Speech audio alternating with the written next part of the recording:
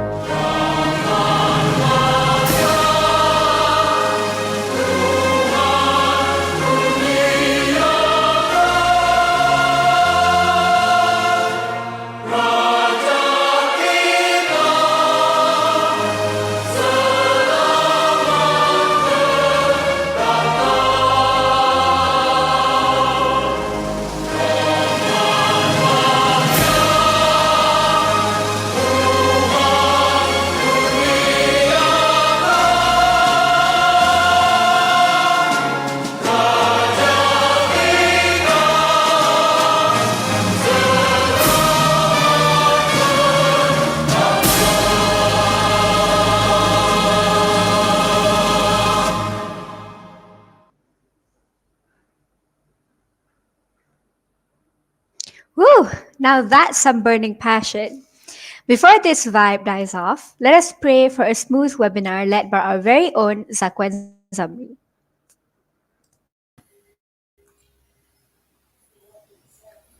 الفاتحة. أعوذ بالله من الشيطان الرجيم. بسم الله الرحمن الرحيم. الحمد لله رب العالمين الرحمن الرحيم مالك يوم الدين. إياك نعبد وإياك نستعين. اهدنا الصراط المستقيم صراط الذين أنعمت عليهم غير المغضوب عليهم ولا الضالين. بسم الله الرحمن الرحيم. الحمد لله رب العالمين والصلاة والسلام على رسولنا محمد النبي الكريم وعلى آله وصحبه أجمعين. السلام عليك يا رسول الله يا حبيب الله يا نبي الله يا فعال لما يريد. We express our gratitude to you for allowing us to attend this Adulting 101 webinar on this auspicious day. There is no power and force greater than you, O Allah, that can prevent this event to go smoothly, other than if you are willing to do so. بسم الله الذي لا يضر مع اسمه شيء في الأرض ولا في السماء وهو السميع العليم. In the name of Allah, with whose name nothing can harm on earth or in heaven, and He is the all-hearing, all-knowing. اللهم ربنا آتنا في الدنيا حسنة وفي الآخرة حسنة وقنا عذاب النار. لا إله إلا أنت سبحانك إنا كنا من الظالمين. ولا حول ولا قوة إلا بالله العلي العظيم. والحمد لله رب العالمين.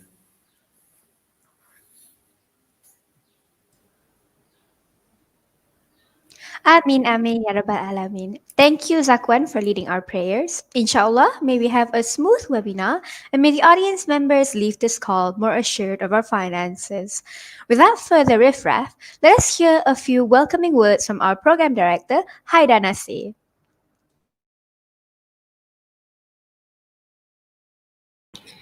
Assalamualaikum and good day to everyone. First of all, I'd like to thank everyone here who is attending this talk called Adulting 101, the Knows and Knows of Finance. For those who might be unfamiliar, the term adulting is a made up word. Essentially, it's slang that means doing adult things. And this includes things like managing our finances, which most of us might be unfamiliar with, especially those of us who are just coming into the adult world. I know that personally, we, the ones behind this program, are TESOL students, whom I know the large proportion of aren't exactly number savvy, which is why we decided a talk on this topic would prove beneficial. So, thus, inshallah, this talk will be helpful to all of us attending, no matter who you are, where you're from, what you do, as long as you gain something from this experience. With that, I thank you again. Assalamu alaikum wa rahmatullahi wa barakatuh. Waalaikum salam warahmatullahi wabarakatuh. Thank you, Haida. It's been a pleasure to be working under your leadership, and I'm sure this event will be very worthwhile for everyone, including us, the teams behind it. Thank you. Now, I do have to give a reminder to our audience today that there will be a registration form link that will be posted in our comment section as well as the Telegram group, and also a reminder to jot down your feedback in the new form that we sent along around 30 minutes ago in the Telegram group. Please do not forget to fill both of those in because you will not get your certificate unless you are registered in our forms. Thank you. Now, please allow me to introduce the brilliant woman who will do the enlightening today. The wonderful speaker we have today is the chairperson of Papalili Kuching, a non government organization dedicated to empowering women. She is also armed with working experience in Bank Negara Malaysia Kuching branch, as well as lecturing experience in multiple educational institutions, including Utah and Inti International University. We are lucky to be able to learn from such an experienced person. Please give the warmest welcome to the one and only Puan Suraya Bujang. A million thank yous to you, Puan Suraya, for taking your time to help us clueless graduates learn a little bit about our financial responsibilities. Puan Suraya will be passing down her wisdom to us today by giving a lecture on personal finances. The lecture will be broken up into two sessions with a 5 minutes break in between. And don't forget to save all your burning questions until the lecture is done. For the especially diligent listeners, there will be a short quizzes after the session with cash prize. So we hope everyone can hang on tight for a while, right? And without further ado, please welcome Puan Suraya. Okay, thank you very much. Is the sound okay? Acceptable to you, all of you? Is it possible for you to raise your mic closer? It's a little lahan suara. Okay, sekejap.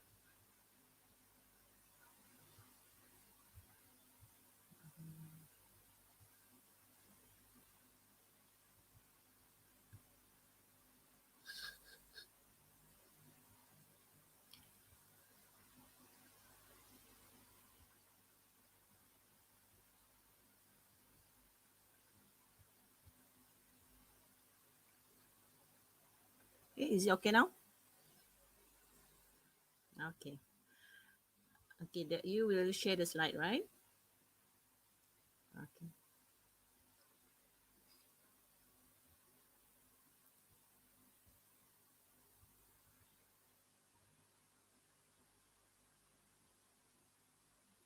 Can you show the result of the poll that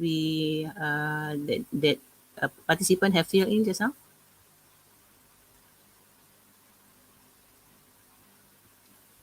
Okay.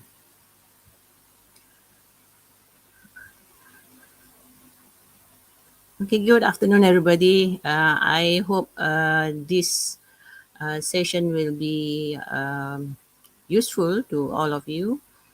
And I noticed that there are 75% ladies in the room. And from the age group, we can see that 77% are 20 to 23 years old. Family income mostly from having family income below 5,000.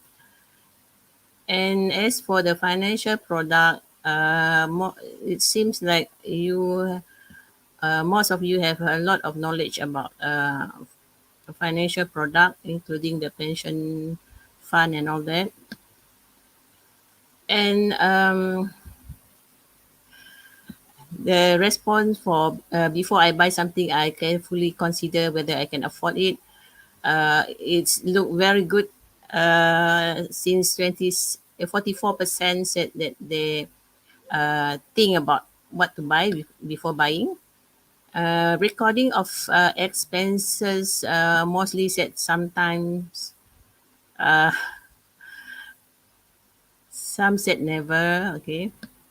Okay, and then I think since most of us in the group uh, in this group is are ladies, so it is always more satisfying to spend money than to save for the long term. And for the other question, money is there to be spent.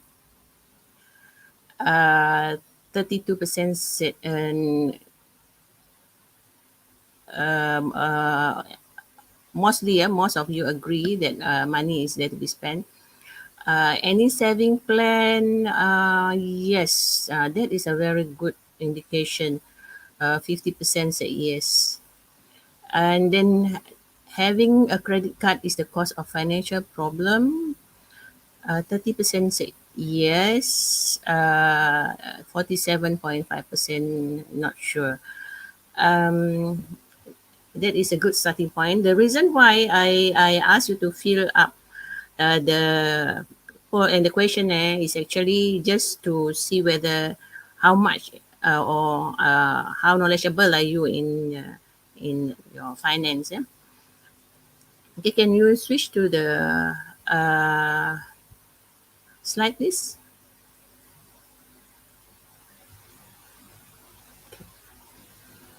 Next. Okay, I just give a brief introduction about Purple Lily. Beside giving free soft skill training to women in the mostly in the rural area and those in the low income group, we also in during the pandemic we also distributed food basket. Almost 500 food basket was distributed in Kuching, Samarahan area. And beside that, we also conduct a girls camp training, a combination of team building and soft skill training. This means there is also outdoor activity and indoor activities, just like this one. We talk about financial literacy to the girls aged about 13 to 19. Um, and then we also have a no, healthy relationship workshop um, to you for youth, for youth as well as for those in secondary school. Healthy relationship not only talk about your relationship with your parent, with your lecturers, with your friend, as well as boyfriend or girlfriend. So it is a very wide topic, and that we have conducted that workshop for those including boys and girls. Yeah, so it is not limited to women only. So there are special cases or special program that we include both gender. Okay, so that is about a little bit about us in Purple Lily. And we actually started in 2012 but registered in 2014.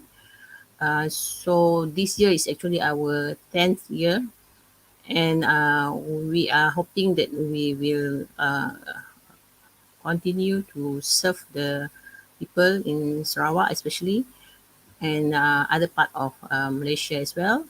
We are also actively involved in the CSO SDG Alliance at both national level and the Sarawak chapter.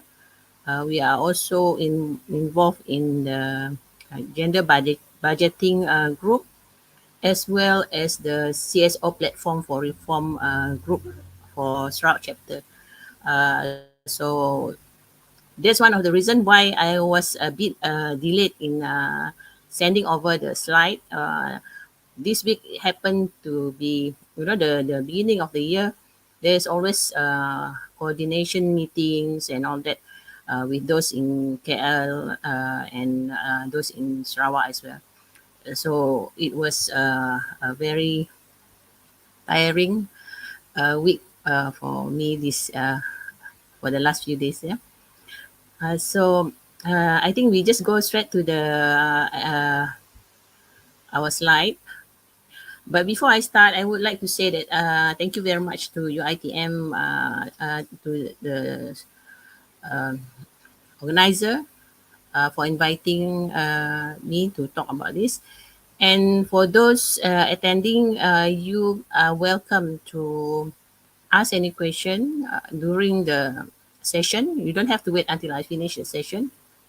If you happen to, have any question, you can just speak up, or you can also put it in uh, the chat room. Yeah. Okay, so this is what we are going to talk about. That is what is personal finance and why we need to have the budget and all that, and how do we record our spending, what is saving, and the difference between saving and investment, and the last one is of course the financial goals. Okay, next.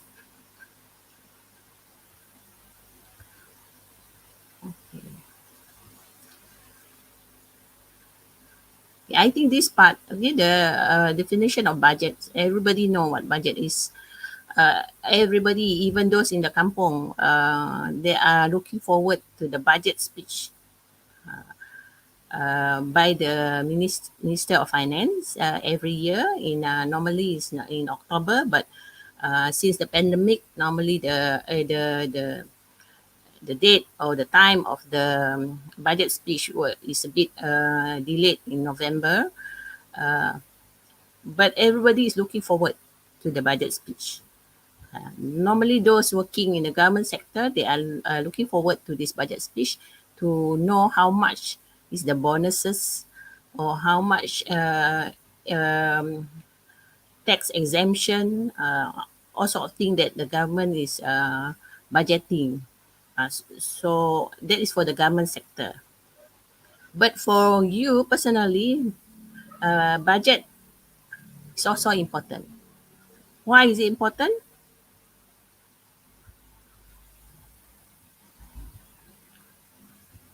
The reason being, you have to know where your money goes to. Yeah? How much you spend on all the things that is some are needs, some are wants in your uh, daily life. Yeah. So there are three component of budget. Of course, the most important thing is income. Next. Okay. Okay, the most important thing in a budget is of course income. If you don't have any income, how are you going to budget for your to do any budget? Okay, so those without money, actually it's difficult for them to come up with a budget. Okay, of course the other thing, and the second component of budget is expenses, um, where your money goes to, and then the third part is saving. And budgeting require you to write down actually your income, your expenses, as well as your saving. That's one of the reason why I asked the question whether you write down your expenses or not. Because for you to come up with a budget, you have to write down all your expenses to a very single cent actually. Uh, must be accounted for. Um, that is the accounting term for it. Yeah. So every single cent that you spend, you have to write it down so that you know where your money goes to. Next.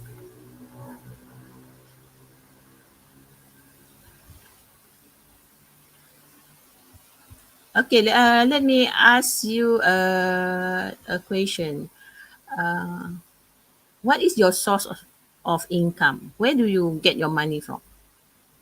Can somebody answer, or can you just write it down in the chat?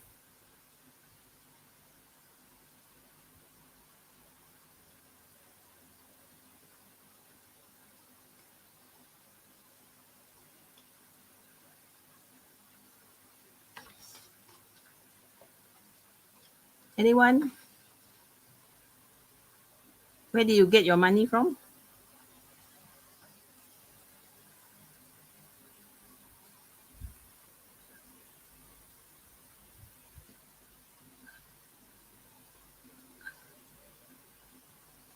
Okay, parent. Okay, PAMA scholarship. Yeah.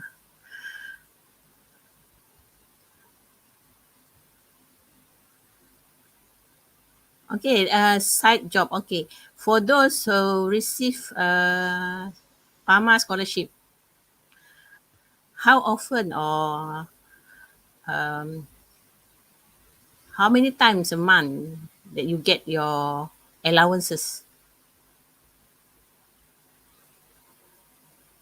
monthly? Did you write it down?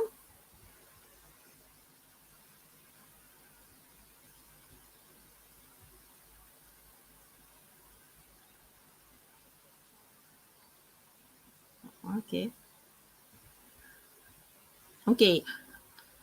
Next time when you ask money from your parent, please write it down so that later on when you finish your schooling, finish your finish your degree or your master, then you will realize how much you owe your parent actually.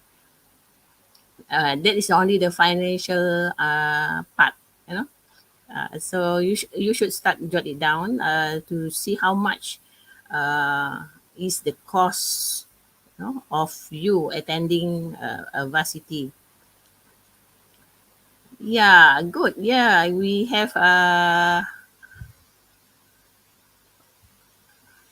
somebody who record or use the apps to track down their expenses. That is good.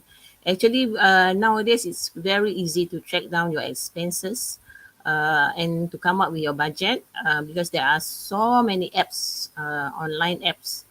But the only thing that I would like to caution you is that when you are using your app, whatever apps that you're using, please be very careful not to link your expenses tracker or your budget tracker to your account because somebody might hack your the apps and they will be able to access your bank account. Okay? So be very careful about that. Okay. Do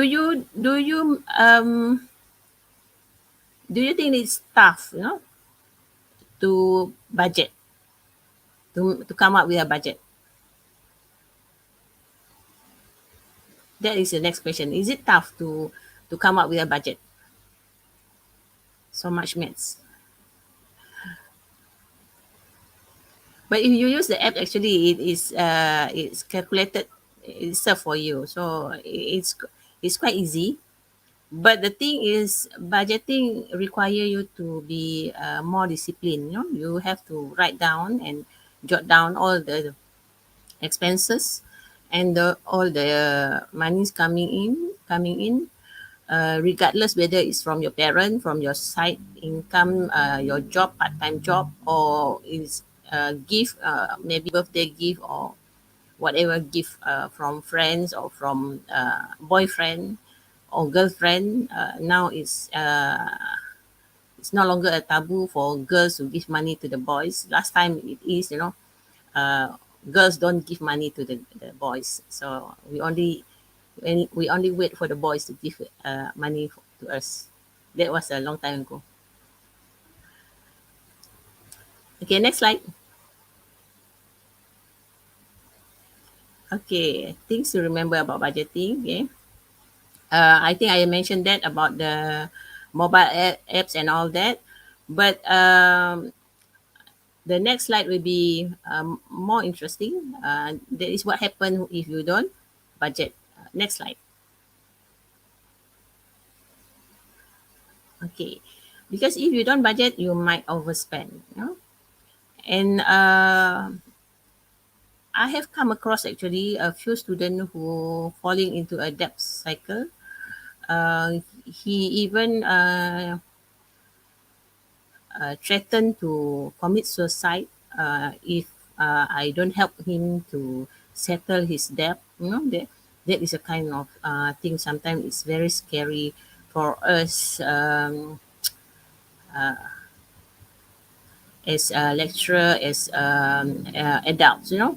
To be threatened by college student with this kind of thing. They demand money just to pay their debt because they said that they are being chased by along. So uh, he cannot pay his the money that he borrowed. At first, he told me that he wanted to pay for his school, university, the fees, the university fees. But later on, when I told him that I will contact the university and pay his fees online, direct to the varsities, then only he said that it's not for the university, but it's for they want to pay for the money lender.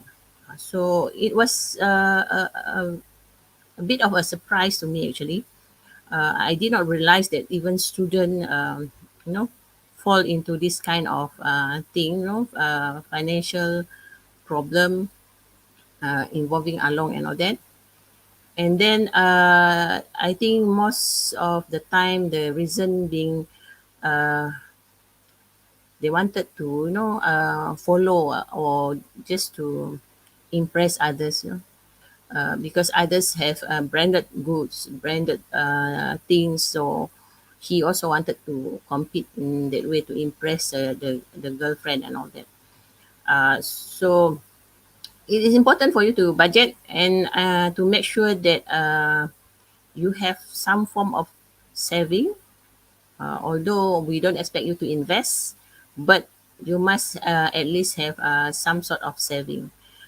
Okay, my next question is that if you did not receive your monthly allowance or your you don't have any income, how long can you survive as university student?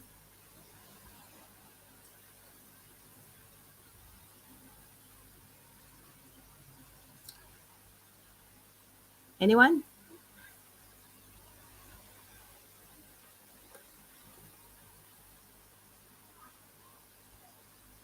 Yeah, even eating Maggie. But how long? 2 weeks. Okay, good. 2 weeks.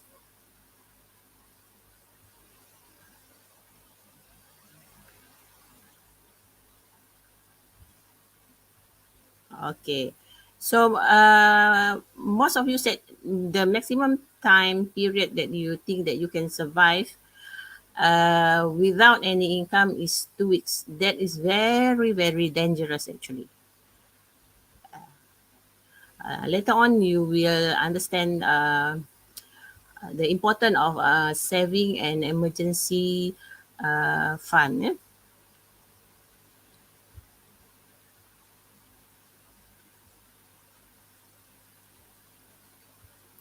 Okay, next. Okay.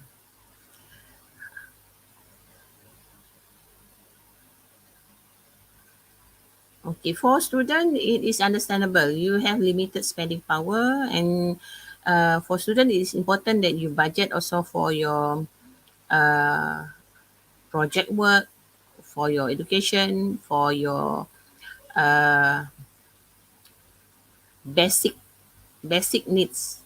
So here, it is important for you to understand what is the difference between needs and wants. Okay, I will mention a few things. I like you to respond whether what I said is a need or a want. Ya. Keperluan ataupun kehendak. Uh, Makanan, food.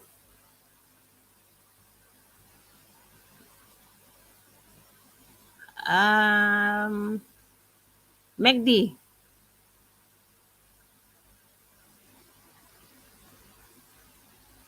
Okay, good. Shoe, kasut.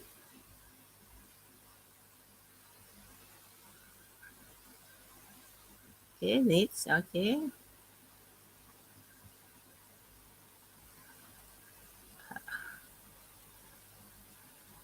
What's the brand nowadays that you guys use? Branded shoe? Nike. Okay, Nike. Okay, even Bata nowadays very expensive. So if I said Nike, is it a need or one?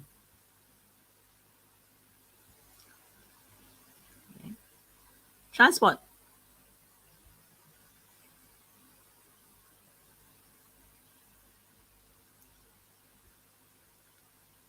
Okay, yeah, correct, Zakwan. Depend on quality. Yeah. Um, a car,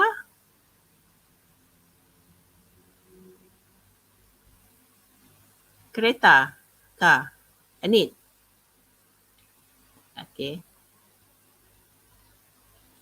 but if I say Honda,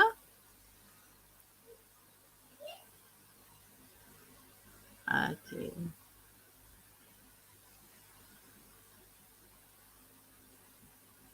very good. So it seems that most of you understand the difference between needs and want.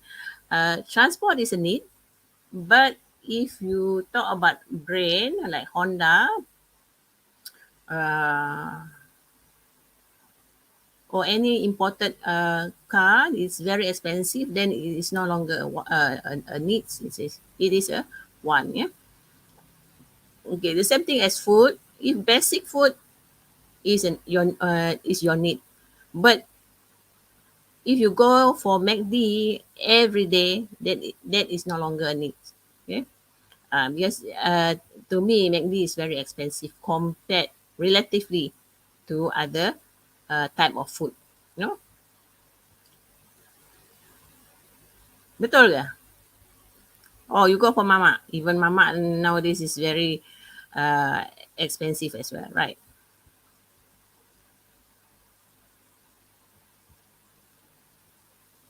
Okay, next slide.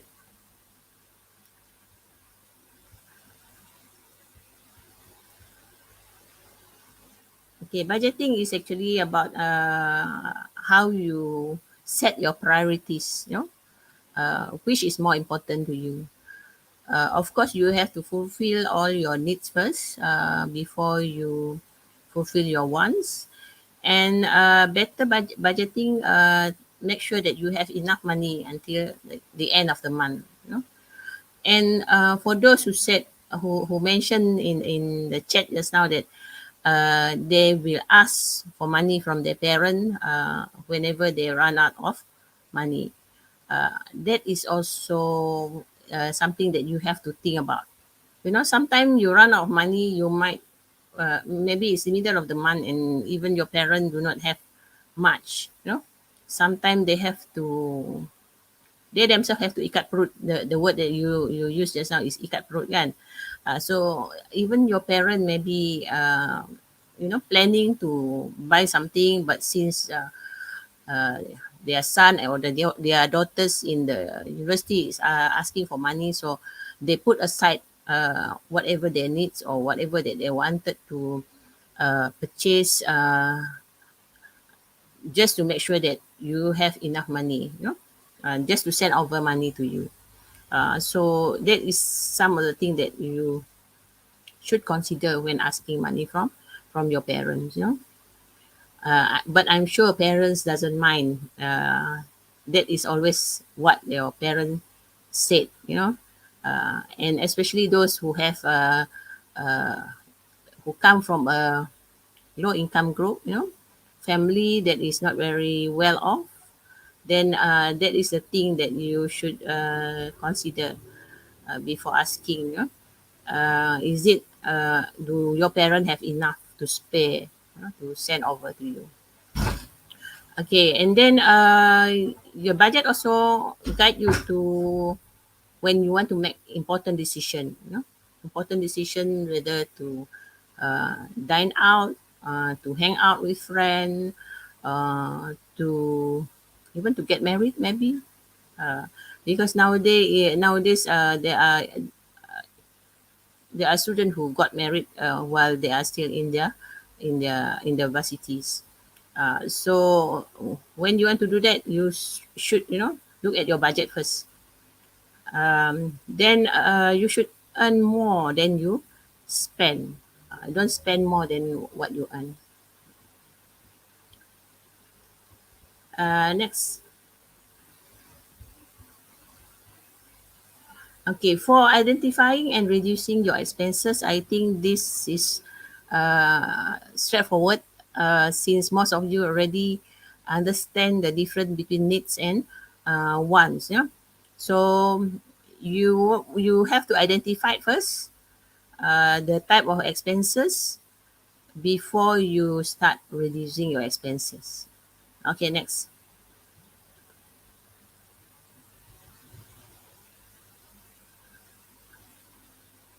Okay, can you jot down what are your fixed expenses, pet expenses? What are your fixed expenses? Okay, internet plan. Okay, Netflix, is that need or wants?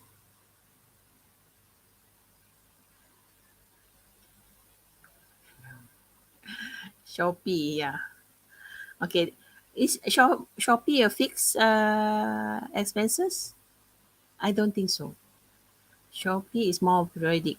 Okay, the second category periodic. Uh, Outside the monthly payment that you don't incur every month, the one that you incur every month is mostly needs, like food, bills and all that you have to pay, your tuition fees and all that, that is fixed, unless your ITM increase the tuition fees and all that, then you have to that your fixed expenses will increase. Yeah. Variable expenses are the thing that you actually pay according to the time, each time you pay is changes. Okay, petrol, yeah. Any other thing that you would like to put in variable?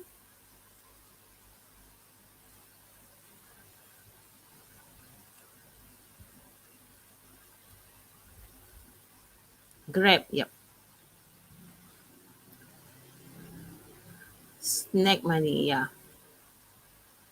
Okay, these are all different type of expenses. But later on, you realize that when you enter the working life, most fixed expenses are like monthly bill and all that you have to pay every month. And the periodic are those who are routine payment, but is not monthly income, like road tax. Those who have transport, then or car or motorcycle, then you know that you have to pay road tax every year. You also have to pay insurance. You also have to pay your renew your license and all that. That they are periodic. And variable are mostly expenses that are related to ones. Just like when you today, for example, if you go for lunch, although it is you have to eat every day, but if you go to McD, for example, then the cost will be uh, bigger. So your variable costs will increase. Yeah. Okay. Any questions so far?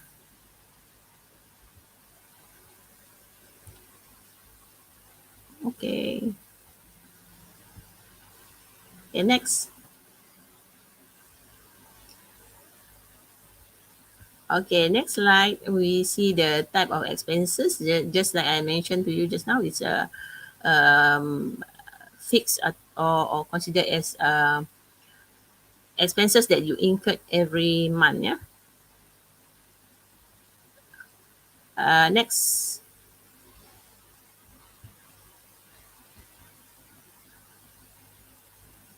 So these are periodic expenses that you pay there. Just like I mentioned to you about the Rotec licensing and all that. Next. Variable are those that keep on changing every uh, day, every week, every month. Yeah?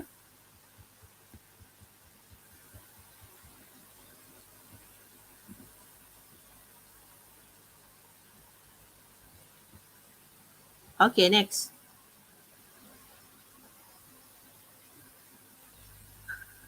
Okay, in order for you to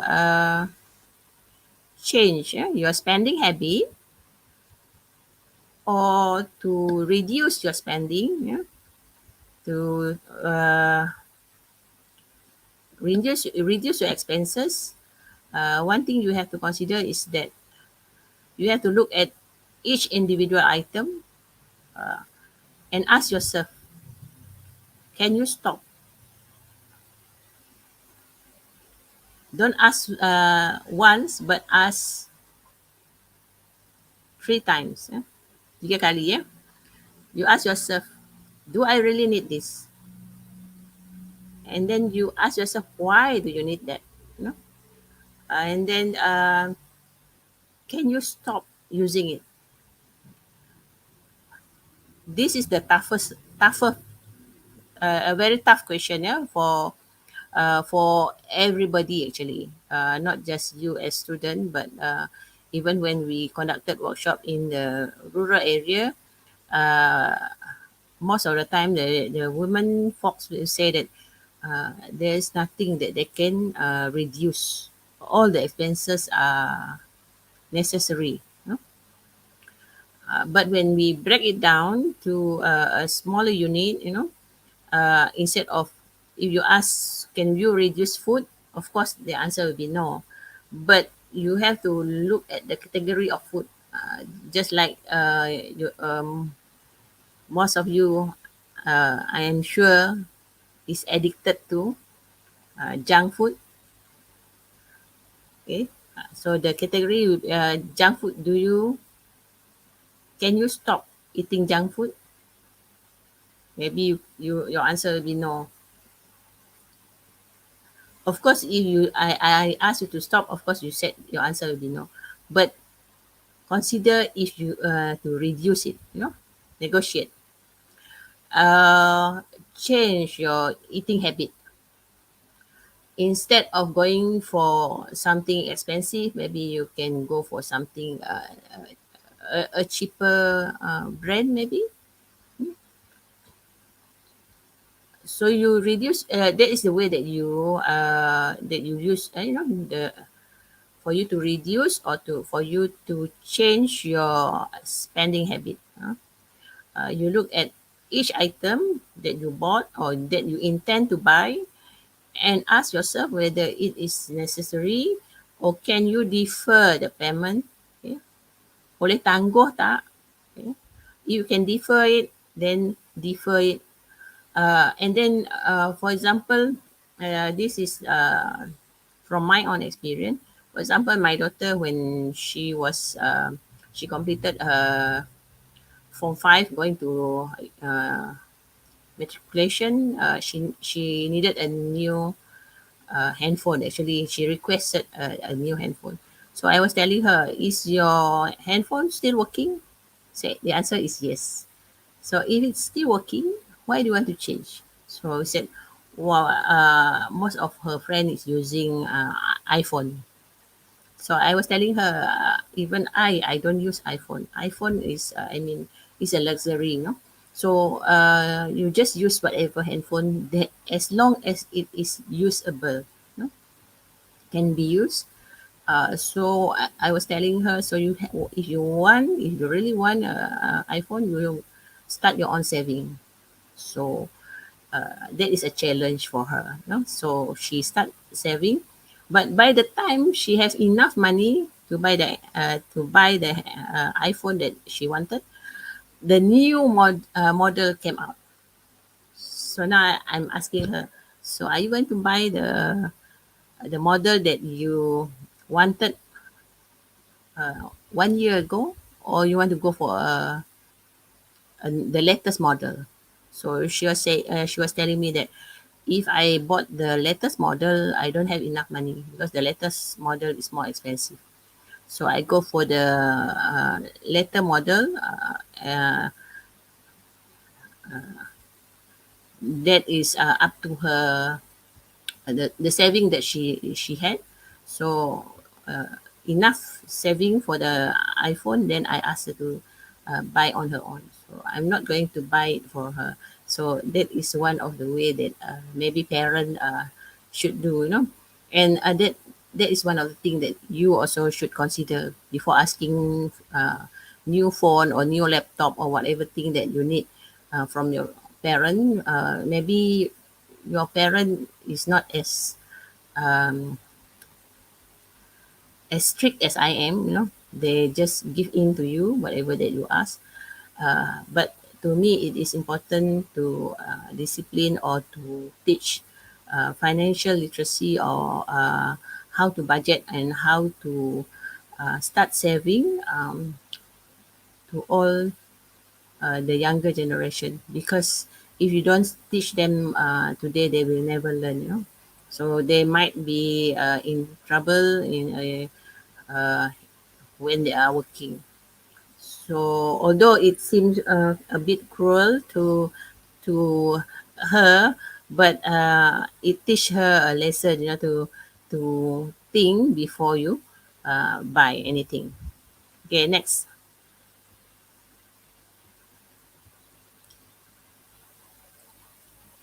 Okay, evaluate this one. I think most of the thing that I have covered is how often do you incur it? Can you get a better deal?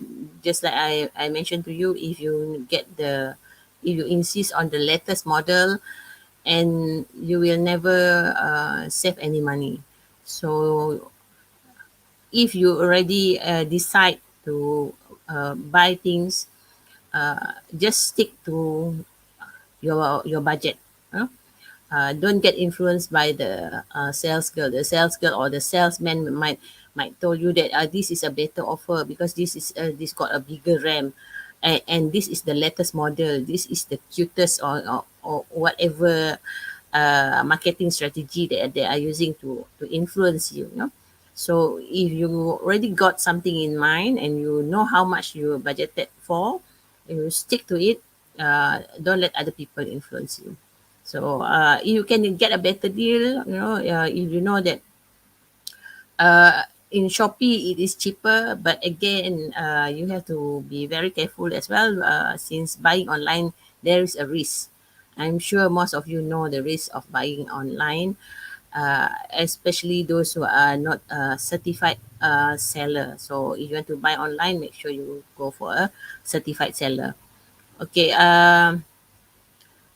Can I lower expenses by switching service providers? This one like handphone, like your uh, s- cell phone provider. Which service provider is better? Then you have to compare that. Then you change your service provider if that can reduce your expenses. Okay, and then the last one, can I manage these expenses more effectively? What are the expenses that you think that you need to reduce, or there are things that you can that can create income? This normally happen. I'm not sure whether your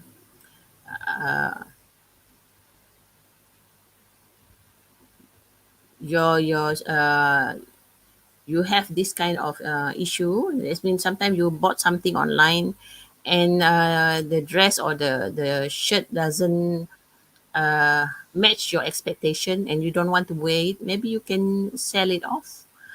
So that's how you manage uh, these expenses. So that before you bought another shirt, maybe you can sell off the shirt that you know that have been used or pre-loved, the kind of thing. So that also can generate income, or for you to spend on other thing. Yeah. Next.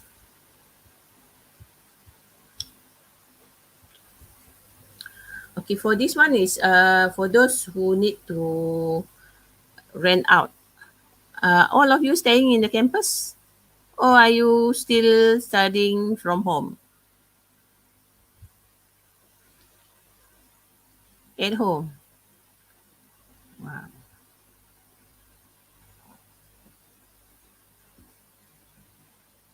All studying from home. Okay, that's good.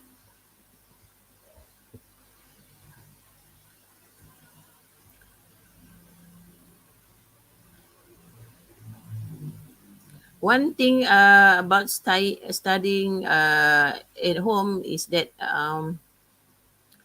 it saves you on transportation expenses, right? You don't have to travel to and fro from home to university.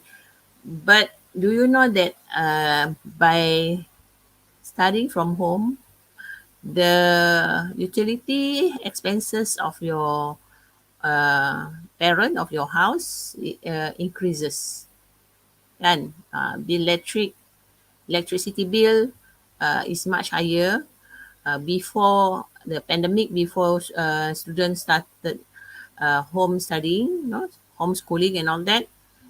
Now utility bills is much more compared to previously. Yeah. Okay, if you plan to rent a place, okay, Haida, you plan to rent a place, you have to do some research first.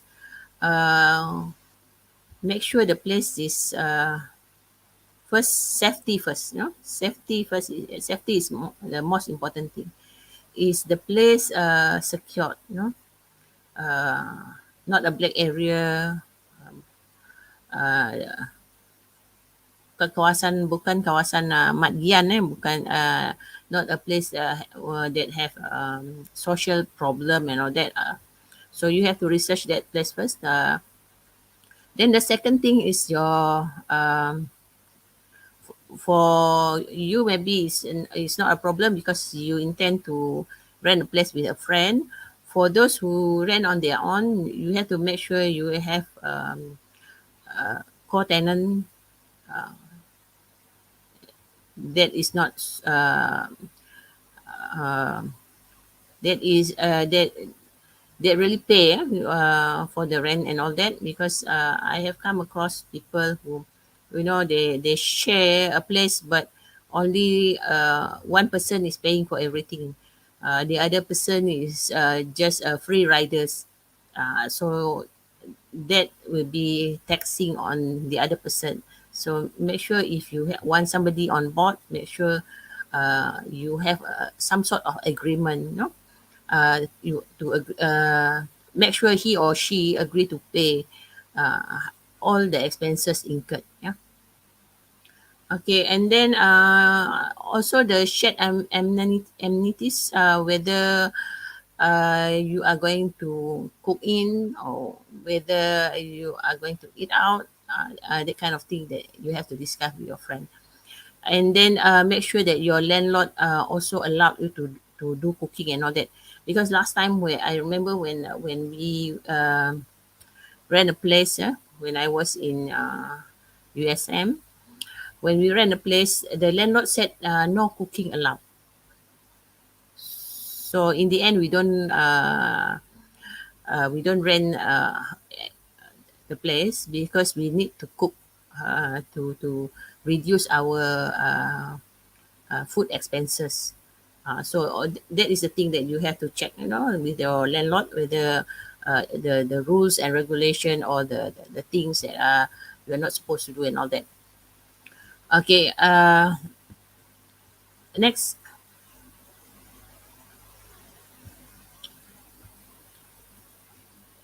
Okay, this one I think is more on if you want to buy a home, this is the thing that you should consider if you wanted to uh, buy a place later on when when you start working, and especially if you work in outstation. These are the things that you need to think of, to whether to refinance your loan or whether you uh, prefer to rent a place. Okay. Next, these are the utilities expenses. Even if you rent outside, you have to pay for the utility expenses. Maybe those staying in the campus, they doesn't know much about this, about electricity, gas, water, and all that. Although it is not much if you are staying on your own alone, but if you have a big group staying together, then it will be a problem. No. Okay. Any questions so far?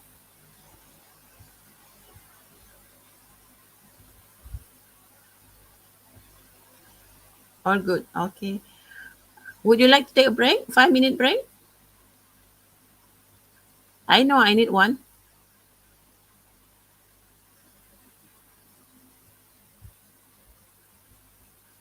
Okay. See you back in 5 minutes time.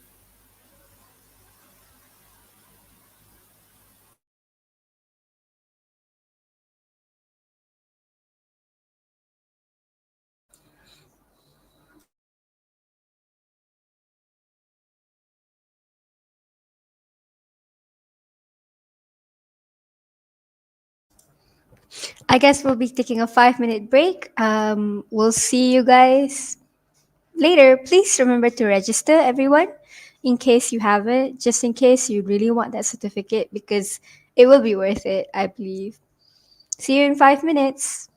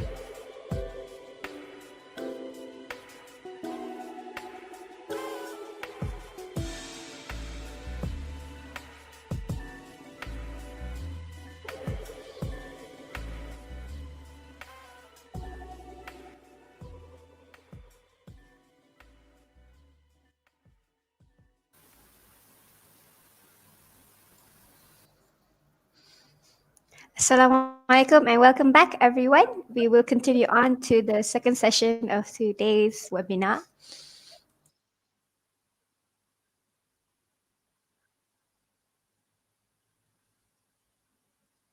Okay.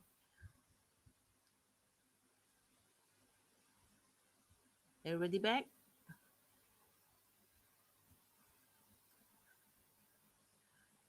Okay. We just continue to with the reducing transportation expenses. Okay.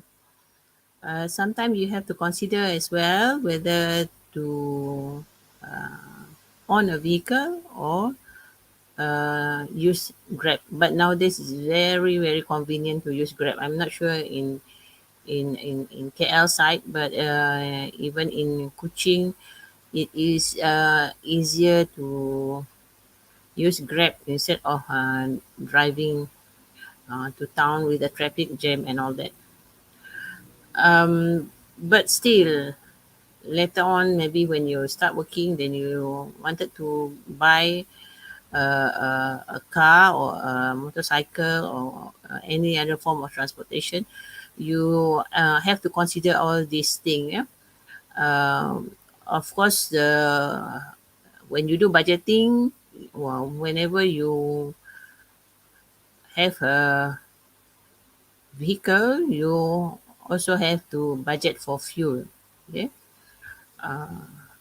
most people, especially those in the rural area, when we conducted financial literacy workshop, normally when we ask them to list out the considered as normal or fixed expenses that they have to incur every month, normally sometimes they forgot to list down fuel, so most of the time I will ask, you have a motorbike or you have a car? They say yes. Don't you need fuel or petrol for your motorbike or a car? Then only they realize, yeah. And then they also budget. They also most of the time forget about maintenance, especially women. When they own a car, they expect they just know how to pump petrol in without realizing that the car also need maintenance, you know, regular service, change of tire, that kind of thing. So this also need you to, need to be included in your budget, maintenance things, including regular service, not only just uh, for the vehicle, but also the insurance as well as the road tag, that you have to pay. And then the same thing also for insurance. For transportation, there are different form of insurance that you can buy, but make sure that it covers your own car as well. Uh, I'm not sure whether you learn about this. You learn finance in your university? No. You learn about insurance? No. Okay. For insurance, there are certain insurance that covers only the car. If you're involved in an accident, it only pays for the car that you are involved with, but it doesn't pay for your own car. So you have to come up with your own money. So make sure when you get an insurance, you read through all the clause there before signing or before paying, for the insurance. The same thing as for any other form of insurance, including medical card. Any of you have medical cards? No. Yeah. So medical card is good, especially for student who are staying away from home. So you really need have to have one. Yeah? Um, And for insurance, you still have to look through whether you can make the commitment or not. Insurance needs you to pay monthly installment and all that. So if you cannot afford to pay the installment, you don't sign up for the insurance. Yeah. Okay. Next.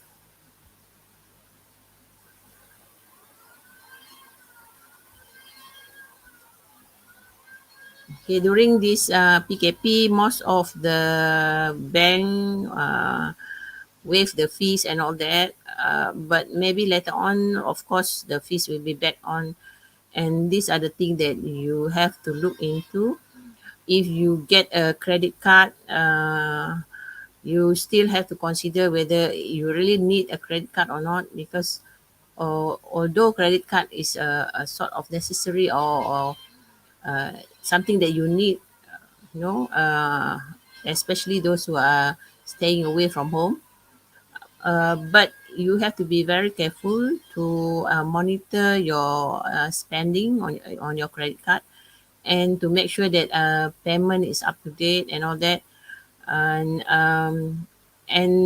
look also at the interest fees and all that, the fees and the interest that are charged by the bank, because different bank, they have different type of charges. Yeah.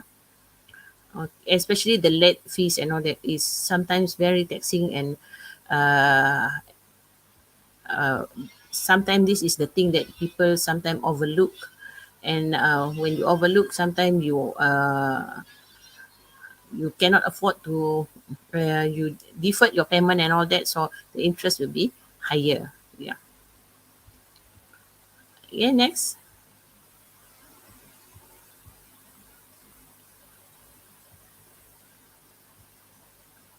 Okay. Reducing fees.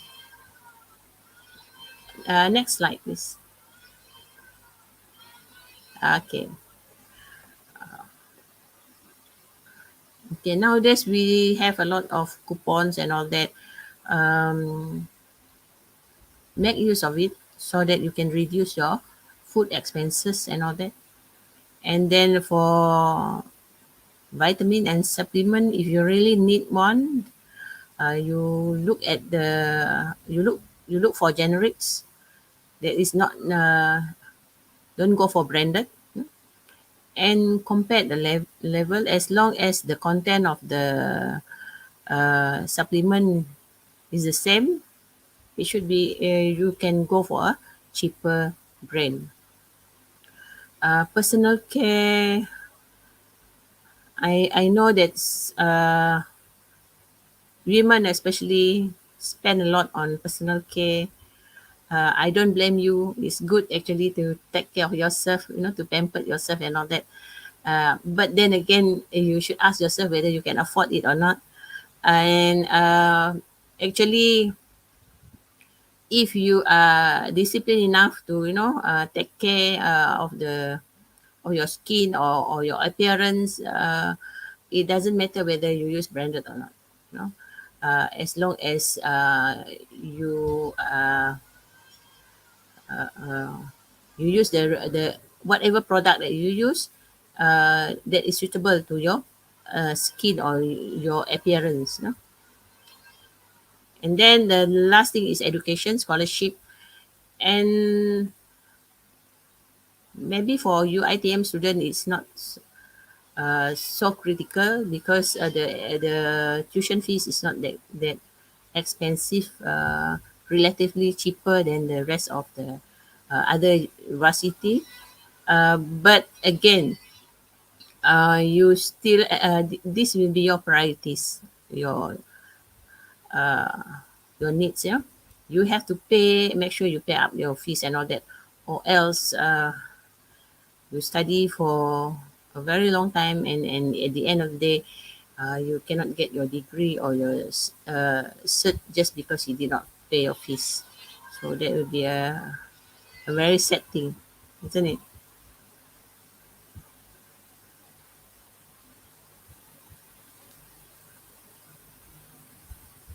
Okay, next.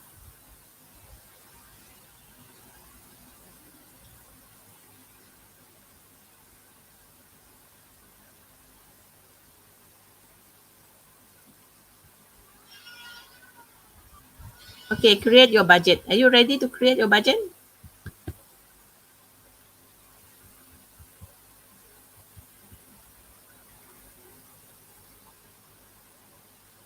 Okay, the first step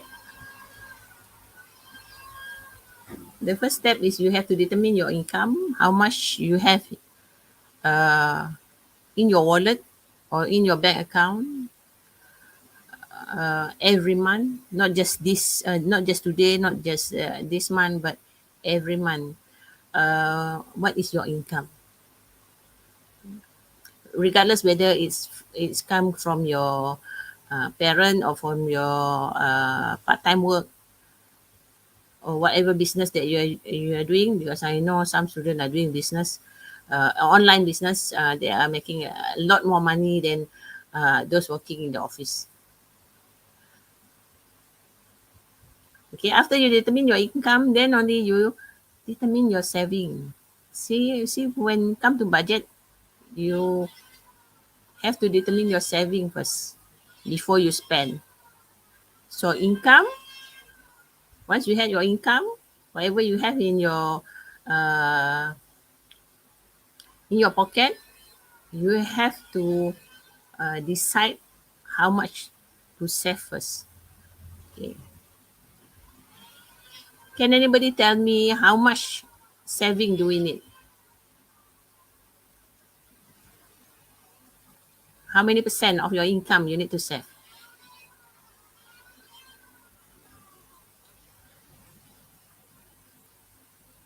30%? Yeah, more or less 30%. Yeah. About 30% have to be saved. For example, if your allowance, the allowance that are given to you by your parent is 500 ringgit per month. That means you have to save 50 ringgit. Minimum is 50 ringgit. 50 ringgit is only 10%. But if you can manage to save 150 ringgit, that is very good. So your income here 500. After receiving your income, for example, the income 500, the second step is determine your saving. Saving, if you set 30%, that's mean 150 you have to put aside.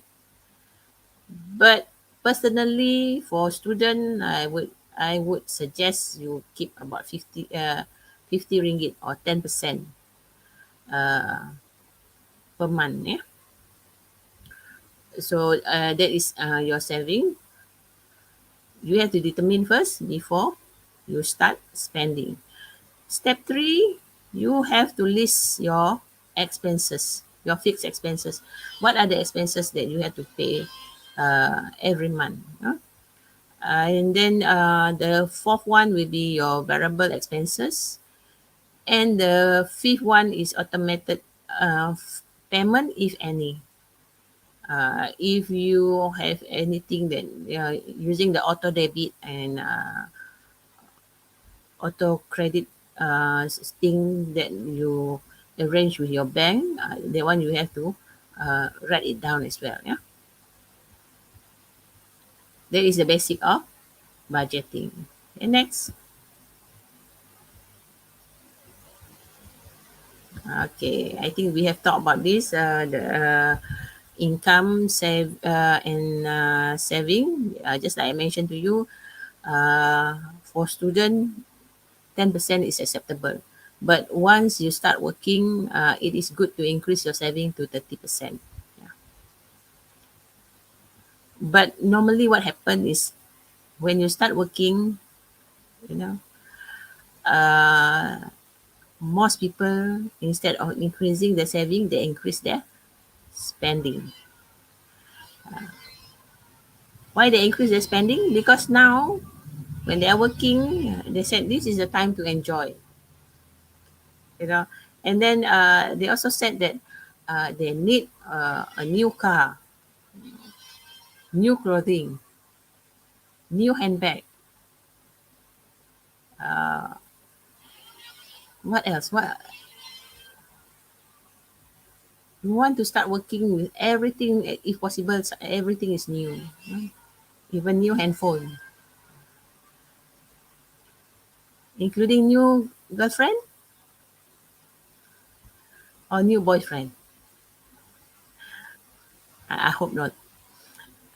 Okay, so when you start working and you want everything to be new, then that is the risk of you to overspend on your expenses.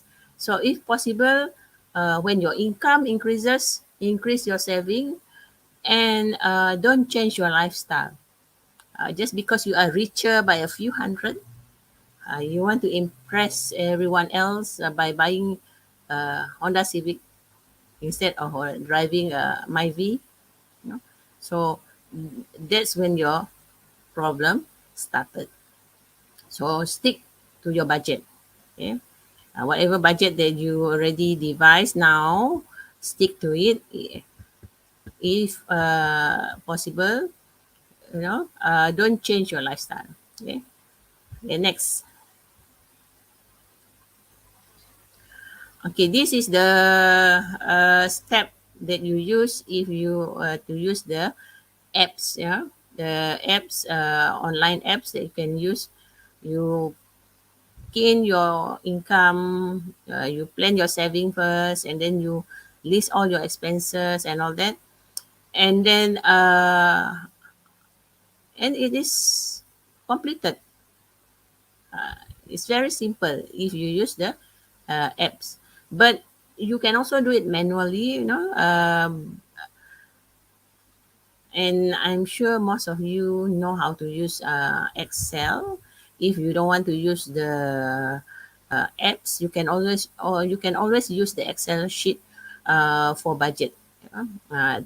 Excel have a very good um, worksheet that you can use to come up with your budget. Okay, next.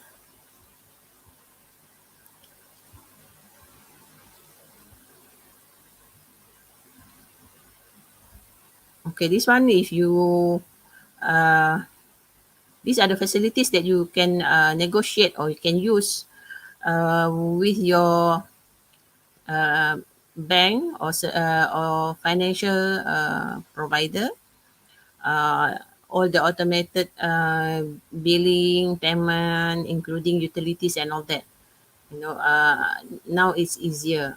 Even your electricity and your water bills, you can always use this automated payment system. Okay. Any questions so far?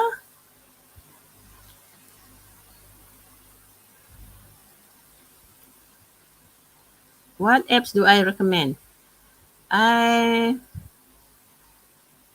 I don't like to recommend any apps actually, because when I mention any apps in my talk, normally people will start using it, then they will think that is the best apps. But there is a lot that you have to search, and whatever apps that is convenient to you. Um, I don't want to promote any apps actually.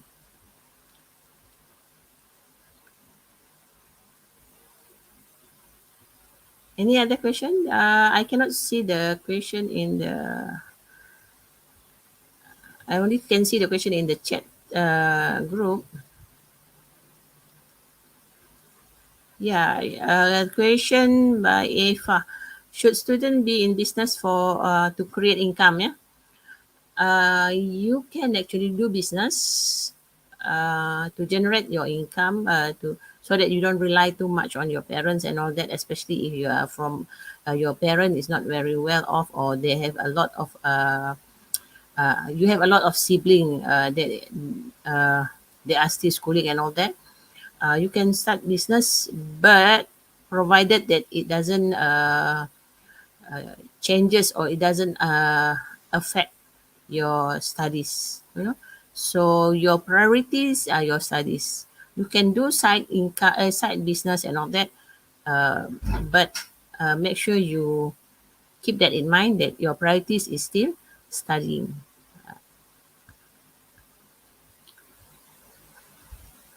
What about the loss? The loss, okay. That is the risk of doing business. What in finance, if there is no risk, there will be no gain.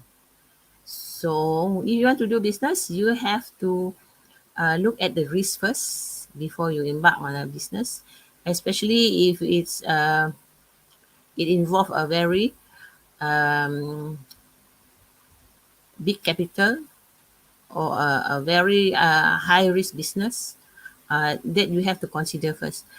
And make sure you do some research. Don't just because your friend is investing in public, in gold and all that, you also wanted to do the same thing, just because you heard that it is good return. Kan sometimes you get influenced by this kind of thing. uh, you invest 1,000, in a few months time you get 5,000. That kind of scheme or get rich scheme is actually it's not, it's a scam, no? So if you want to do business, make sure it is a physical business, or a drop ship, or something like that, that is lower risk and smaller capital. So that is better for you as a student lah. Advice on investing. If you want to invest, the same thing, just like you want to go for business, make sure that you investigate first, research first. First, is the one that you want to invest, is it strong enough? Is it uh,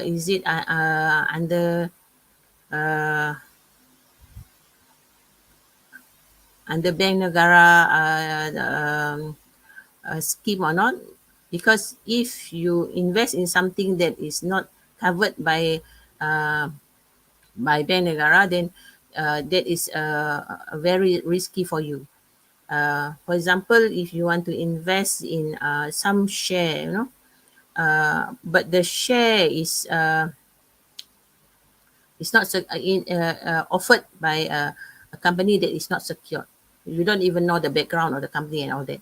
If you want to invest, make sure you research the company background, how good the company is, or how strong the company is, or how sound the financial position of the company before you invest. Yeah. Okay. Want to apply for a loan, housing loan. Okay, for housing loan, actually different bank have different services that they are provided. You know, it really depend on the market value of the house that you wanted to buy. And some bank, they don't ask for deposit and all that. And some bank, they offer a flexi housing loan. Flexi housing loan, they means that you can pay the minimum amount, or you can also uh, pay extra, but whenever you need the money, you can withdraw the money in your account. That is a flexi housing loan. There are a lot, but still you have to go to the bank to get the best advice. But one thing I would like to advise to all of you is that if you want to get a housing loan, please try not to get a joint loan. Avoid having a joint loan with your boyfriend or your fiance, because you never know what might happen in the future. This happened to one of my friend actually. She applied for a joint loan. she bought a house here in Kuching. She was married to a West Malaysian, from Kelantan, I think. So they already have three kids, and that's when the problem started. When she was expecting the fourth child, having the fourth child, her husband was transferred to Semenanjung, and at first she thought that the transfer was because the organization transferred the husband to back to the HQ and all that.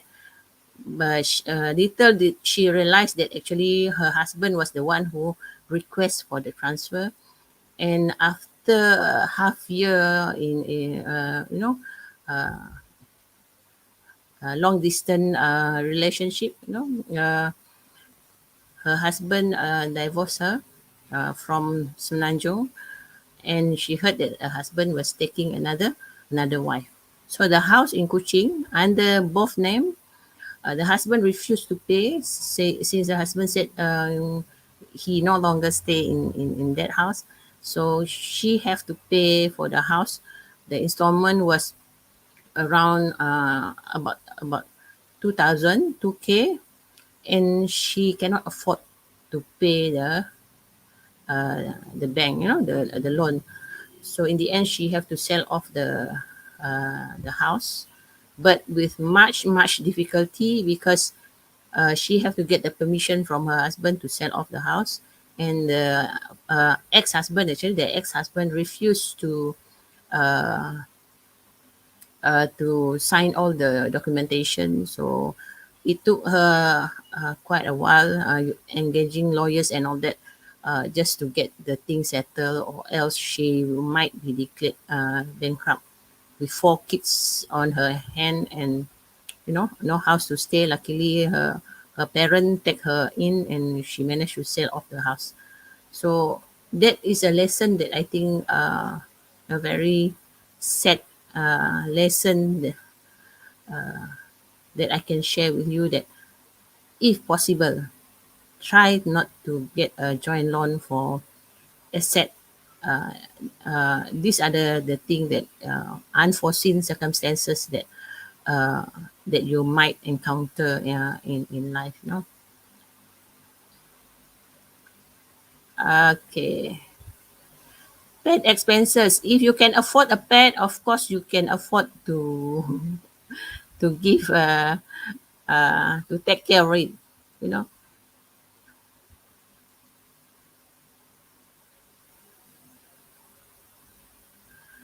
As student, we will thinking about career and marriage after graduating. Okay, how long should be we working before marrying someone?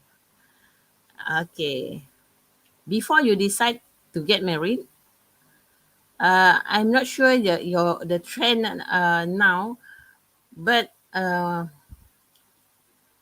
think you should discuss first. You should discuss with your fiance or with the potential candidates. All the financial things first before you get married. Okay, the first most important thing is, after you get married, where are you going to stay? Okay, nak diam mana? Where you want to stay? You going to stay with your in-laws, or are you going to stay in your mom, in your at your parent place? So sometimes that is the cause of divorce among younger people, younger generation, because they did not discuss in the first hand, and then later on when they get married, they insist that they stay with their own parent, and the spouse also doesn't want to give in. So that will be a major problem. So before you get married, you discuss first where you want to stay, and are you going to have to maintain your own car, or you have two cars, or you only have one car. That will determine whether your the expenses later on. you know and if your wife is working, what are the other the other arrangement that you need to settle, you know? Or are you going to ask your wife to stay at home? So your future wife actually to stay. Uh, don't get married first before you discuss all this. Discuss all the details first before you get married. Okay.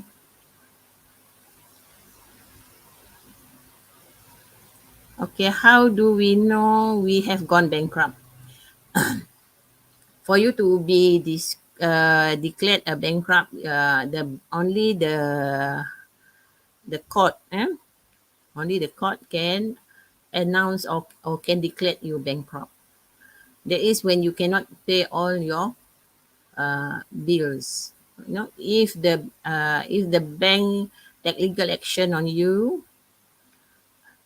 then only you can be declared bankrupt. You can you don't just simply say you are bankrupt. That is normal, you know. In in the rural area, it is common for people to say, "Oh, kami bankrupt. Saya ada bankrupt. Saya bankrupt," dia kata. Uh, but do you have a letter to show that you are bankrupt? Who declare you bankrupt? Said dia sendiri declare dia bankrupt. No, you cannot do that. Bankrupt can only be declared by the court. So when you are declared a bankrupt, of course you have to take all the legal. You have to follow the legal procedure. There are procedure that you have to follow if you are declared a bankrupt. That means you can no longer hold any bank account and all that. It's is problematic actually if you are declared a bankrupt. So don't try not to. Uh, if you are at the verge, you know, of being declared a bankrupt, before you are being declared a bankrupt, go to AKPK. You know what AKPK is? Agency Pengurusan Kredit in Bank Negara, whereby they reschedule all your loans and all that. You can go there and get their advice before you are being declared a bankrupt. Even after when you are declared a bankrupt, you can also get advice from them because uh, they are the expert, you know, on this kind of thing.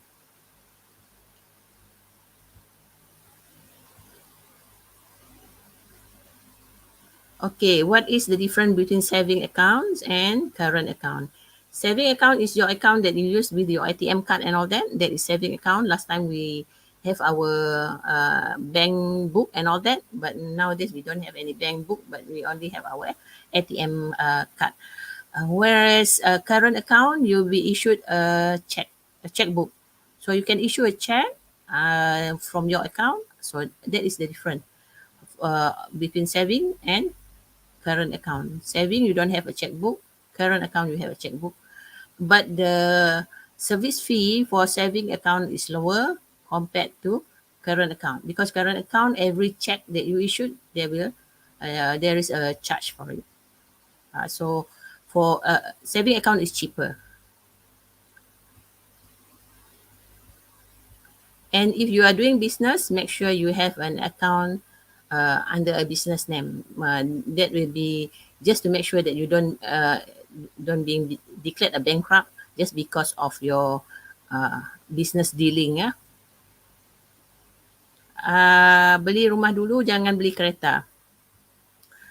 Okay, that really depend on how much you are how much you are earning actually.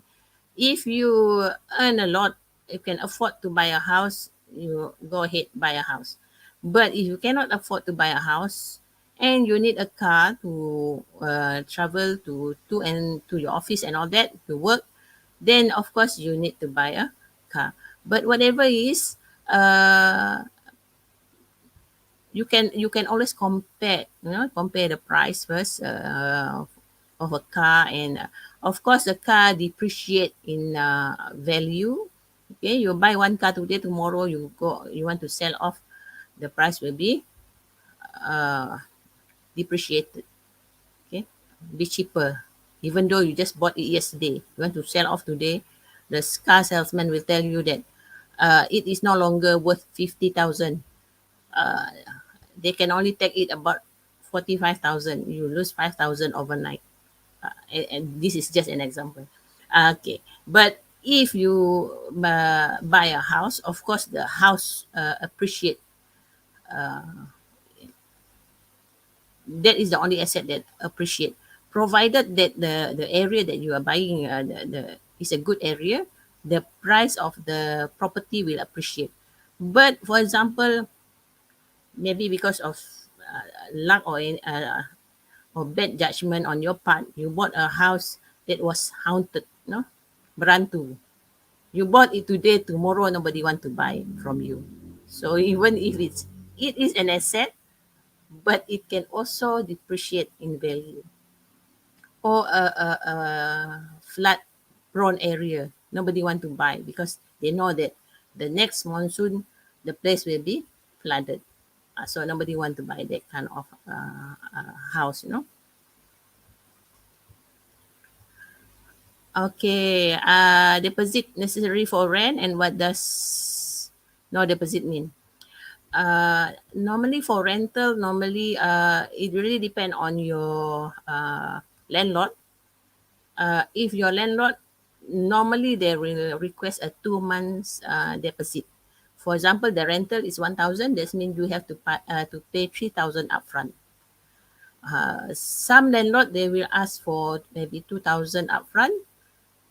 End of the month you still have to pay the rental of 1,000. If the rental is 1,000, so 2 months upfront rental. No deposit mean you don't have to pay 2,000 before you come in, but you only have to pay 1,000 because that is the rental. You pay rental first before you go in. That doesn't mean that what is meant by no deposit. No deposit doesn't mean you go in without making any payment. You still have to pay the first month rental, even though you just stay in the house for 1 day. For example, you come in today, you pay 1,000. Tomorrow you left, the 1,000 uh, will be forfeited. It's considered as rental for the month, although you are not staying there. So that is a good business actually. If you have a house, you rent it out. That is a very good business. But of course, the overhead expenses are quite substantial. How do we file tax if we are doing our own business? First, you have to register your business. Once you register your business, the Lembaga Hasil Dalam Negeri, Inland Revenue Department, Jabatan Hasil, will automatically give you the uh, files number. When you already have the tax number, then automatically you have to pay the taxes. But you have to submit just like the one that I mentioned to you, your income statement and all that, income expenses and on all the supporting document to Lembaga Hasil Dalam Negeri. Then only they will tell you how much taxes that you have to pay.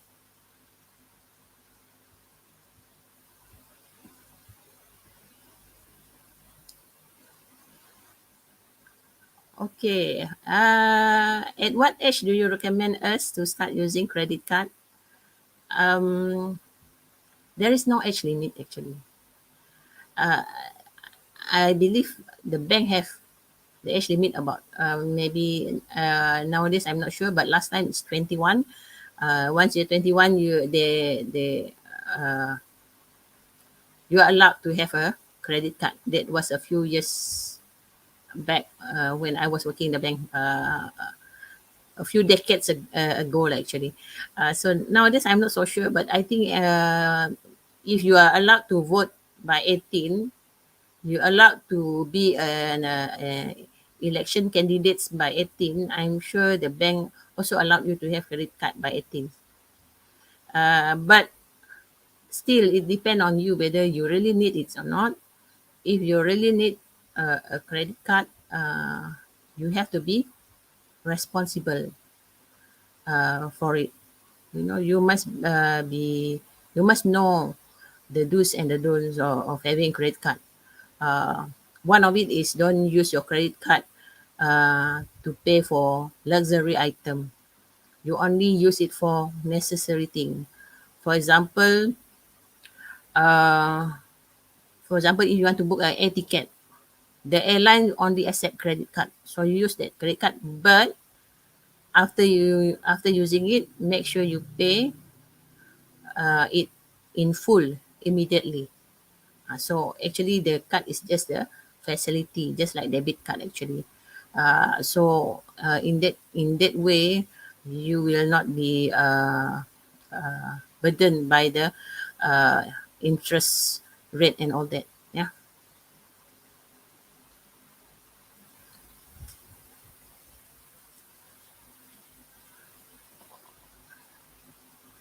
Oh, your credit value.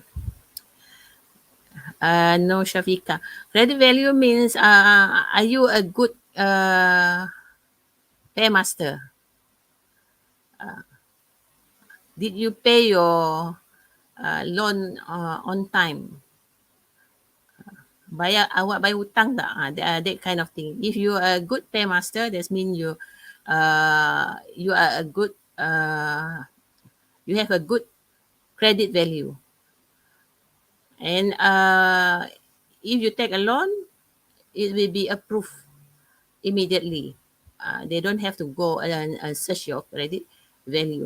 But if you have a lot of default payment, okay, lambat bayar hutang, lambat bayar loan, all sort of thing got penalized by or summon or whatever things that related to finance in your name, or you are being a guarantor and somebody doesn't pay their loan and all that, so that will reduce your credit value. So make sure you maintain a good credit value so that it's easier for you to apply for loan.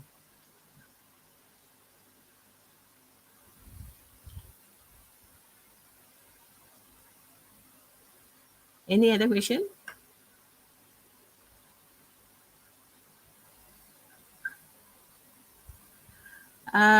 Miss Bahul, yeah. Is it to have a credit card to build credit points? It is good if you are well disciplined, if you know how to manage your finance. But if you have a weak heart, uh, I don't advise you to have a credit card.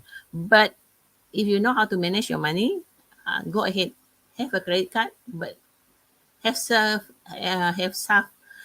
You should have some self control. And one thing about credit card is you don't let others use it. You know, don't get carried away by those stories on TVs and on Netflix, whatever thing that you're watching on movies and all that. Uh, you give your girlfriend or your boyfriend the credit card for him or her to spend. If you are doing that, then I advise you not to have a credit card lah. But if you can control yourself and do not, spend lavishly, then you should have a credit card to build your credibility, yeah, credit value.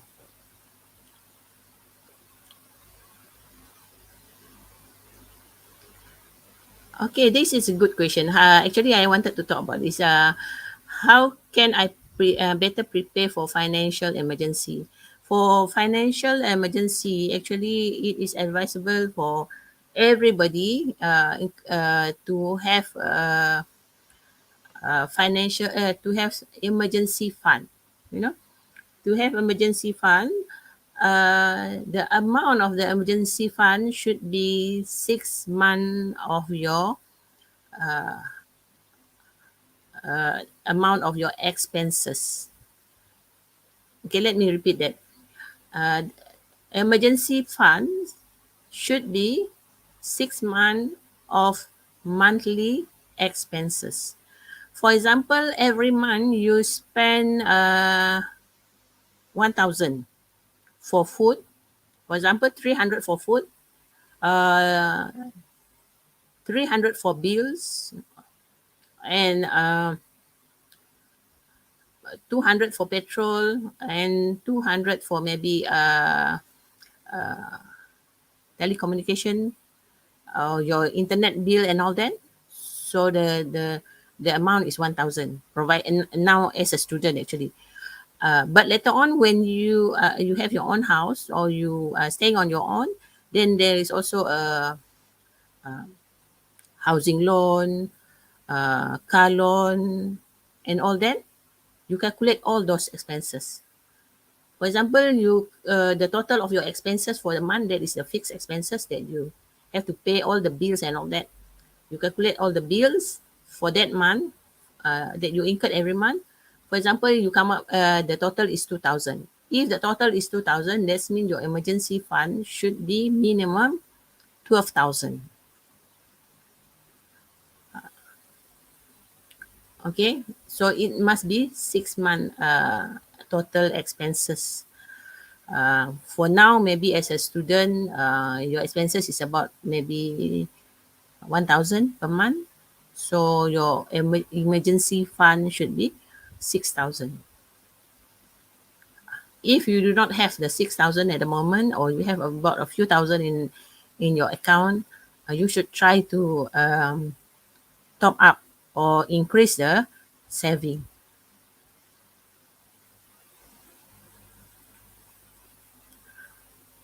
Okay.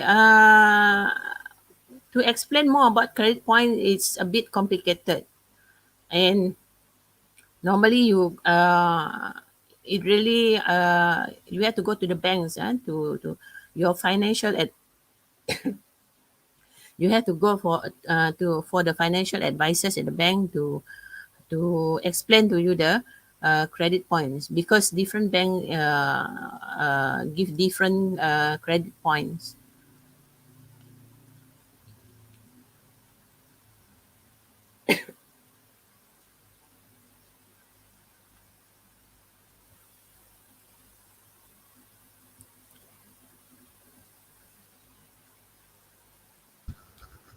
I think we can hold off the questions until a little later, Okay. until Raya is ready to finish off her slides.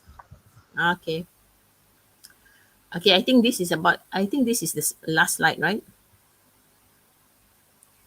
Yeah, this is the last slide. Okay, third party financial tracking system. This actually is available mostly in overseas, but in Malaysia it is not very stable yet. Yeah. So just like I mentioned to you, because of the hackers and spam and all sort of cyber crime around us, it is not advisable to link your bank account with the expenses apps that you are using. These are the risks. The account compromise if you use if you link your account to the uh, expenses apps. And for password and ATM cards, please do not share with your boyfriend or your girlfriend or your uh, sibling. Actually, don't try to share this kind of information with others. Maybe the only one that you might or you might trust with this kind of password and all that, maybe just your parent, maybe for safekeeping and all that. But again, it really you know how to evaluate um, whether it is necessary to share or not. But try not to share all this information, password or ATM card with third parties. And sometimes you did not realize this kind of thing. Sometimes when you do purchases online and all that, you key in your numbers, your account numbers, your password and all that. They might intercept, hackers might intercept that kind of transaction. That is too bad. But the thing is, whenever you do online transaction, take extra precaution, and make sure you check your account regularly. Okay. Okay, it happened to me a few times. I went to this supermarket and bought a few things, and then the girls at the counter, the cashier at the counter, swipe my card, and she said that it doesn't get through. So she swiped the second time, and it doesn't get through as well. So in the end, I had to pay cash. So I pay cash. After paying cash, when I get home, I think about 2 days after that, I checked my account, and it was the amount was credited, so deducted. Yeah, the amount was deducted from my account. So I have to go to the bank to make a report, and I also have to go to the supermarket to report. But the sad thing is that the supermarket doesn't entertain me. Luckily the bank entertained my request, and I got back the money, but it was 3 months after that. So just imagine if you are a student, you know, and that is your only money in your account, and you have to wait 3 months for the money to get, yeah, for you to get back your money. So be extra careful when you are doing online business or online payment. Make sure you check your account. If you are not able to check it every day, maybe you can check it weekly. Make it a habit to check your bank account regularly. Yeah, I think that is the last slide, right?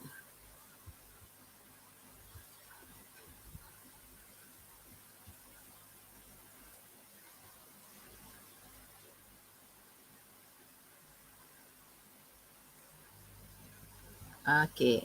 Okay, before I sign off, I just like to mention one more thing about financial goals. It's good if you can start a financial goals now, even before you start working, um, so that you have some rough ideas about what a financial goal is. For financial goal, it must be smart, uh,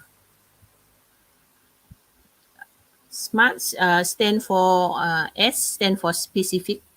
Your goals must be specific, and the next one, it must be measurable.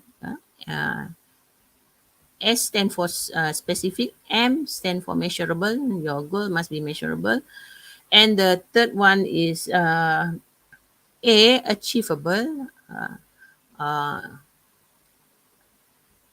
You can achieve it, and the fourth one is relevant. Is it relevant, or is it realistic? Yeah, is it realistic?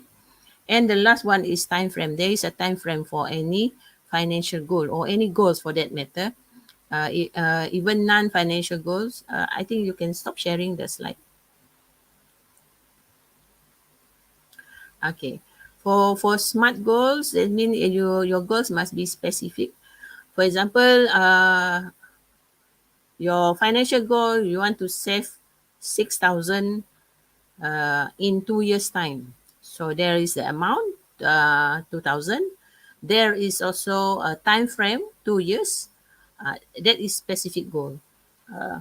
So, and it is measurable, isn't it? The 2000 amount is measurable. So, you should try to think about having a financial goal now. What you want to achieve or what you want to buy with your first salary check. Can someone answer that? What do you want to buy with your first salary check, or what do you want to spend on when you get your first salary check?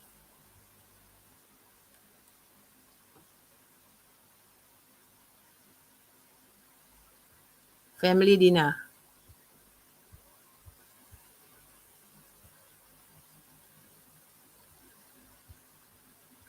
a car. Wah. Oh, duit kahwin. Okay, good.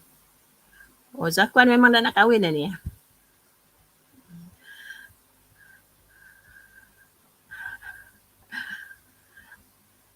Okay, self reward. Yeah. So whatever you want to buy with your first salary, make sure you include saving in it, and make sure there is a financial goal. Uh, it doesn't matter if the financial goal can be kahwin. Okay. Kalau you nak kahwin, that is your financial goal. Untuk menyukupkan duit kahwin, how much is it? But okay, treating parent also a good way of saying thank you, actually, to appreciate whatever your parent have done. um uh, uh, I'm going back to the smart goal just now. Okay, for smart goal, getting married can be costly, so you should plan it nicely before getting married.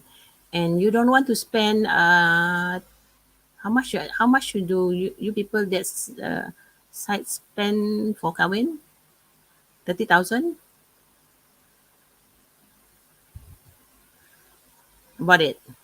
So you don't want to spend 30,000 with the wrong person. What I meant is, you spend 30,000 and yet you only stay married for 1 year, then it is not worth it, tak berbaloi lah. So kalau before you get married, you will have to calculate all that lah. How much the expenses, and where are you going to stay after getting married? What are you going to eat? You spend all the 30,000 on a grand wedding, and 1 week after getting married, you don't even have anything to eat. That is something for you to think.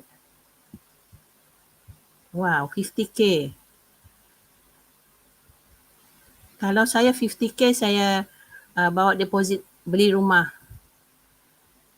50K you can use it to buy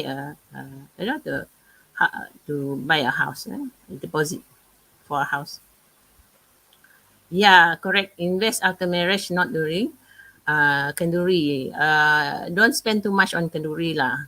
You can use the money for honeymoon road trip after the marriage, to know each other better, for the new house, or the new place that you're going to stay in. That is better.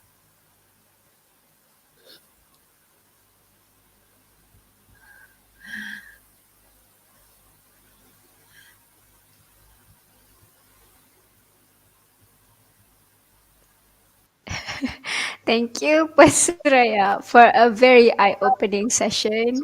I feel like a lot of our questions were answered.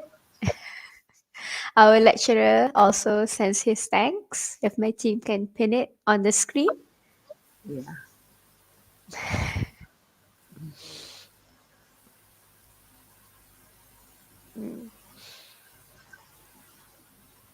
That was a good use of 2 hours. I came into the session very confused about a lot of things, and I feel like I've learned a lot of things. I think we still have a couple questions in the chat that were answered before. Uh, Aina Balkis asks, yeah. Hi Raya, what about people who live from paycheck to paycheck? Setting aside a big emergency fund is very hard. Is there another alternative? Okay, Aina, actually, we don't put aside one lump sum for emergency fund. Uh, Normally, when we do a workshop in the rural area, normally we calculate for them. We help them to calculate. For example, if it's 6,000, they will know that at the moment how much they are having. So we set the financial financial goals according to their needs. Okay, for example, you can have the financial goals to top up or to increase your emergency fund. Of course, you cannot top up the full amount. For example, every month you put aside 100 ringgit for emergency fund, or even 50 ringgit is according to your uh, whether you can achieve it or not. It doesn't matter if you put a small amount, but if you are consistent, you know, that will be good. If you are disciplined by putting aside a certain amount of money for your emergency fund, that will be good. uh, because when we do workshop in the rural area, most of the families, just like you said, live from paycheck to paycheck. So normally, what I ask them is try to reduce on the thing that is considered as unnecessary, or considered as wants. Yeah. So these are the things that they can reduce, or something that they can, or else whether they can create a different source of income, alternative source of income. For example, the women folks, normally I will ask them whether they can do any business, or whether they can plant any, they can do any gardening, So we'll encourage them. Maybe they just sell goreng pisang, or they can even now you are selling potted plant, pokok-pokok bunga, they jual. So whatever income that they created, or they come up with, I encourage them to save for the emergency fund, instead of spending the money for the family and all that. So the priority will be their emergency fund. That is the alternative lah. You create your emergency fund smart goal.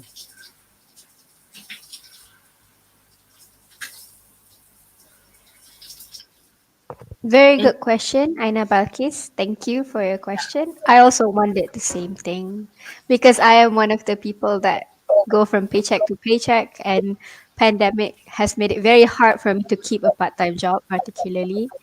Thank you. yeah, Um, if the audience has any more questions, we still have some time before we can ask our questions to everyone else.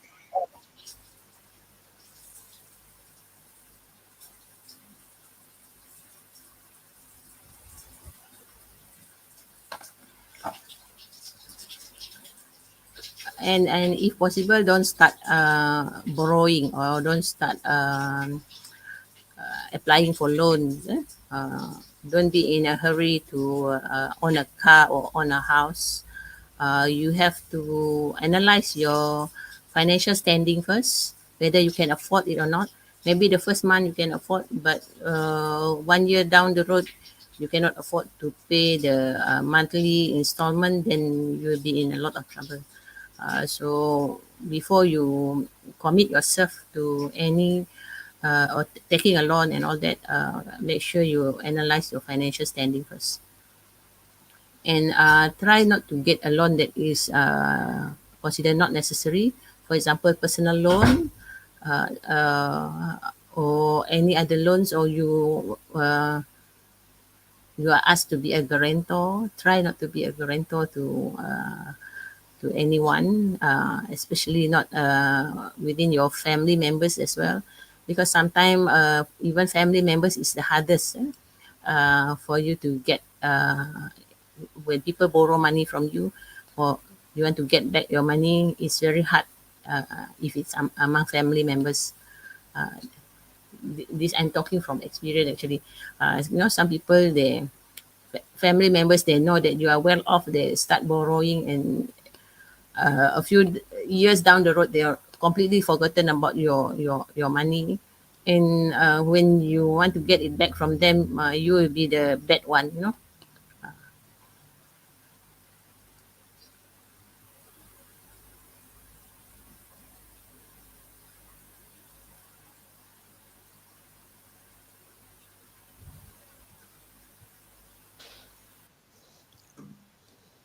Okay, Miss Bahu Munira sent another question. What about investment loan like ASB?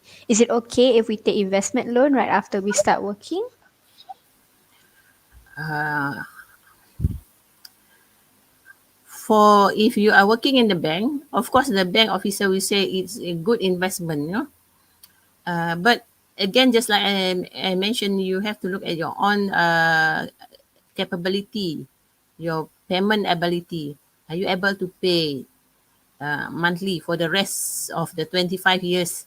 Sometimes this bank officer are very cunning. This is a long-term investment. Yes, it is a long-term investment, but still you have to look at the interest that they're charging. If you default payment, for example, you cannot afford to pay. If you lose your job, cannot afford to pay, then you will be left by, you have to pay the substantial amount, the loan amount. If you want to invest, try to use the smart goal that I mentioned to you. Uh,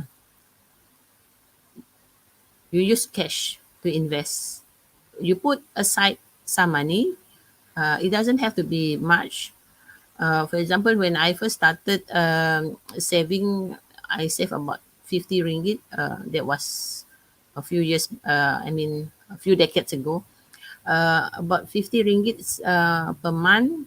After 1 year, I have 600 ringgit. The 600 ringgit, then I invest in saham, no, in unit trust. So I use cash to buy unit trust. So in case anything happen, I don't have any loans, or I don't have to pay the interest and all that. So of course, if you approach a banker, that will not be the advice lah. They will advise you to take the loan, uh, but you still have to you calculate the interest and all that.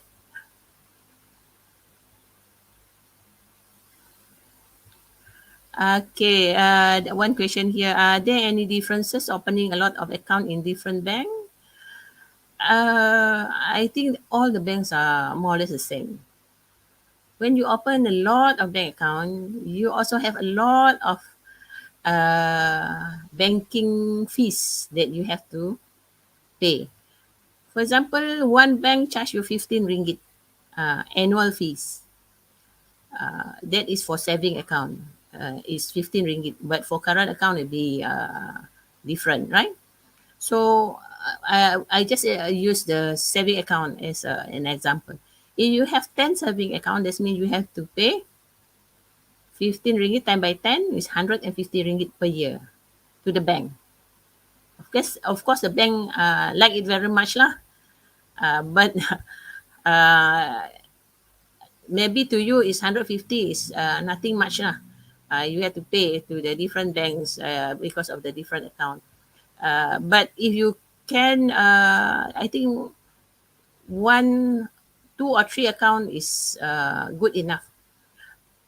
If you have saham, you have tabung haji for the Muslim, you have unit trust. Unit trust, you can open up any bank. If you want to maintain it in a different bank also can.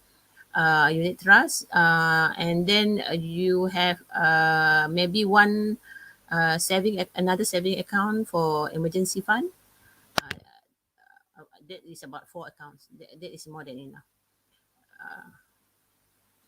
Unless you want to do business lah, money laundering, then you need a lot of account. Haida, how does unit trust investment work? Unit trust investment, you put your money in the unit trust. They have the what do you call it? Trust manager. They will invest your money in a different portfolio. Normally, if you want to invest in unit trust, you can check around. You can do some research first. There are a few banks that offer unit trusts. Uh, I still prefer unit trust offered by bank than other uh, agencies. There are other credit agencies as well that offer unit trust, but I still prefer the unit trust offered by the bank. It is considered more stable, actually, and they also have the annual report, and they also have their prospectus. You read through the prospectus, and normally you discuss with your financial advisors at the bank, at the unit trust center before you invest. They will explain to you the risks and the the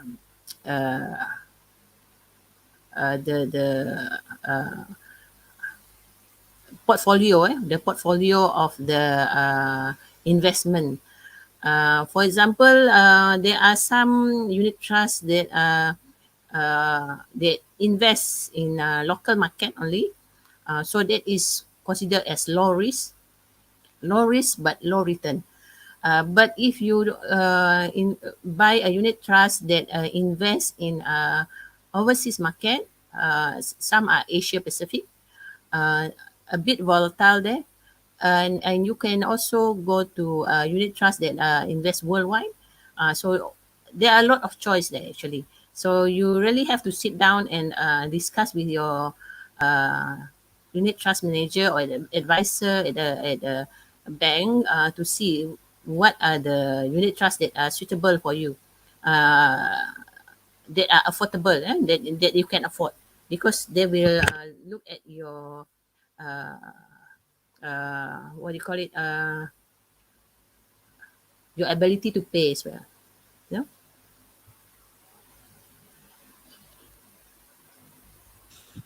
I think we can take one more question before we move on. Rico Otanashi asks, which is better, credit or debit card for student or entry level worker?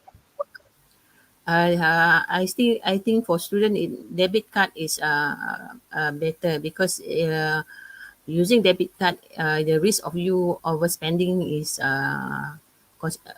literally none. Yeah. But if you use a credit card, you might overspend on your expenses and all that. You are tempted to overspend. Yeah.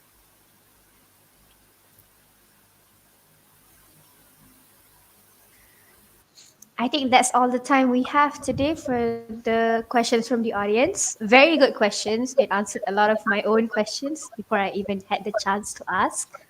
I hope everyone's ready for our questions next. Thank you, Puan Suraya. Think you can take a little bit of a break while we distribute a quizzes that will test the crowd if they've really paid attention to your lecture today. There will be a Okay. quizzes link. Yeah, there will be a quizzes link posted in the Telegram group as well as the live chat. And I hope everyone will compete for their chance for a cash prize. We would very much like it if you use your IC names for the usernames. This will make our prize distribution easier. And the registration for the quizzes closes in 2 minutes, everyone. So hurry on and click on that link.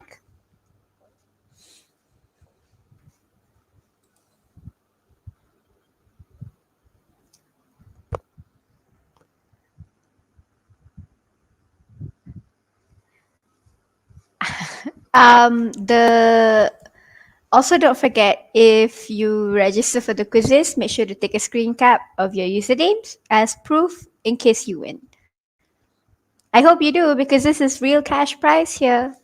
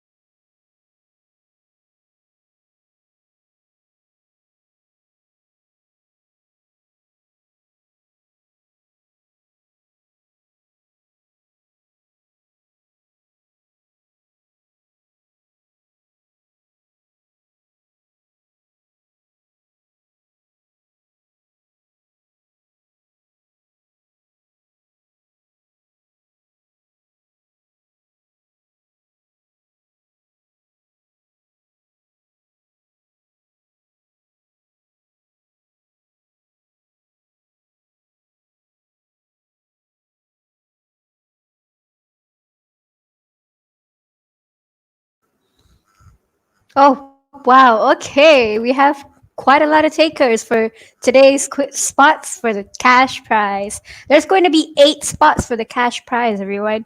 Just an extra motivation. Um, I think that's all the time we have for the registration. If my team's ready, I guess we can get going.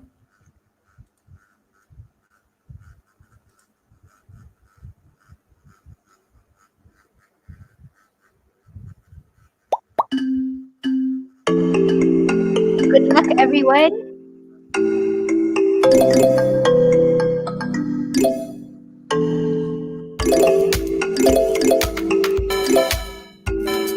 Ooh,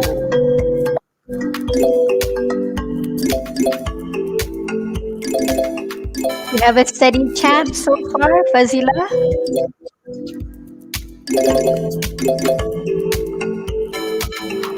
Wow. I'm glad a lot of people have paid extra close attention to the lectures today. Nice, nice. Good going, everyone.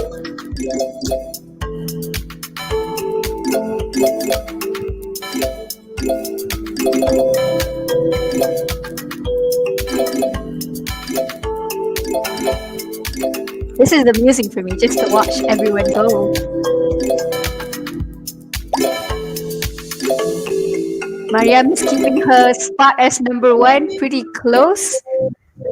She's not letting it go. Her Fazila, going head to head. Let's go.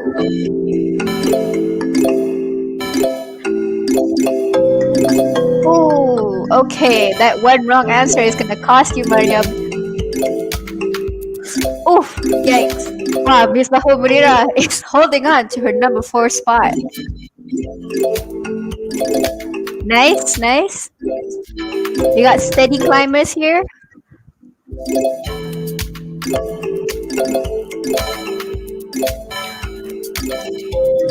Fazila is not letting go of his number 1 spot, everyone.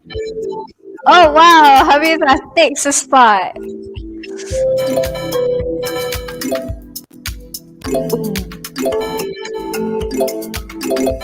Okay, there's gonna be some questions that I think everyone struggled with.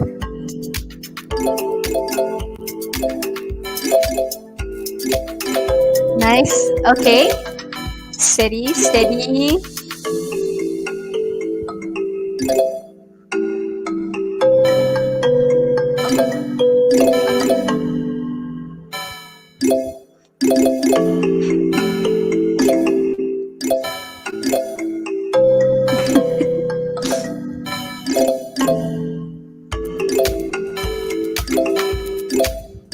Ooh, okay, we already have our top 3. Oh, I see. Some people are still climbing there. I see a familiar name, Aina Balkis, the one that asked a very nice question just now. Got herself into the top 3. Nice, nice going, Levana. Nice. You took that number 1 spot in your iron fist. Iron fist? Oh, and you got kicked down by Nabila. Oh, too bad. Let's go, let's go.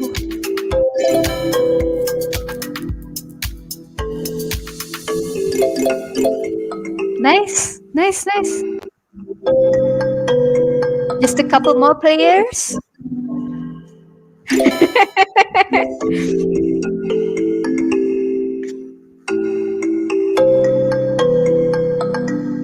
Oh, I think Ifa got kicked out of the game. Oh, never mind. Oh, wow. Came back and got number 3. Nice. Good going. Anyone else? Anyone else on the count?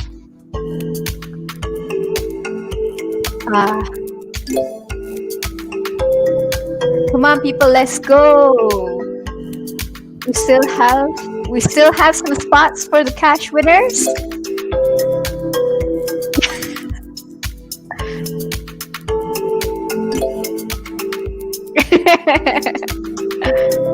Too bad, Miss Bahul. One wrong choice and you got kicked out of the top 10 already.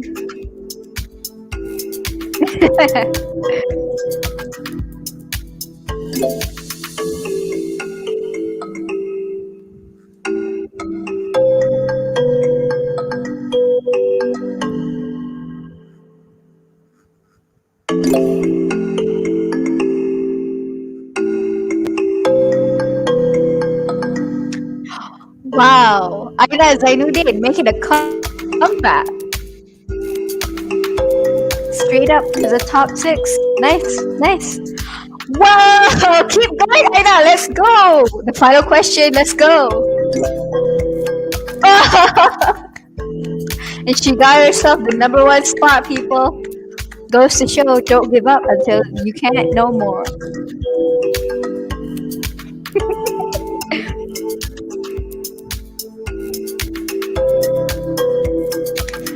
Are there still people answering?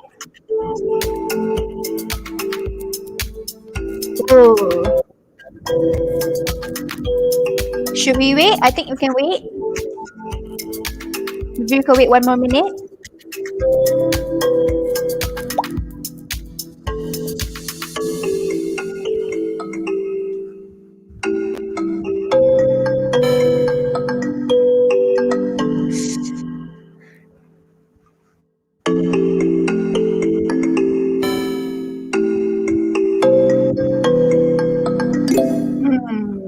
Let's have a look at all of the underdogs down there. Cause Aina was one of the underdogs and she got number one now. Ooh, you guys can still climb. Come on. Think through your answers. This is some real good cash here. Waiting to get into the hands of their owners.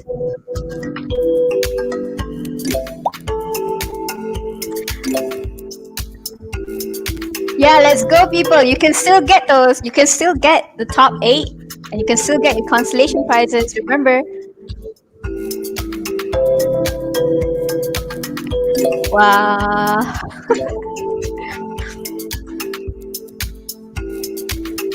Come on, keep going, people.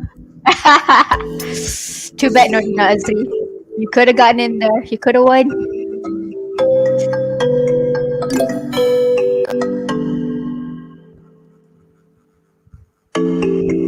Oh, we got ourselves a jumper. Who is this? At number 29? Next. Keep going, keep going. You can still go. There's still time. The final minute. Let's go, people.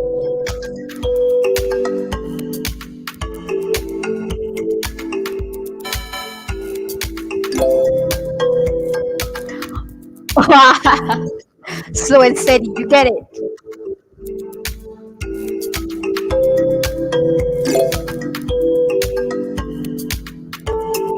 Wow, that's that nice. Let's have a look. Let's have a look. The one that climbed up to 20. 20. Oh, she's still climbing. She's still climbing, people. Oh, she's got to 21. Come on, your final question. You can still go. Ooh.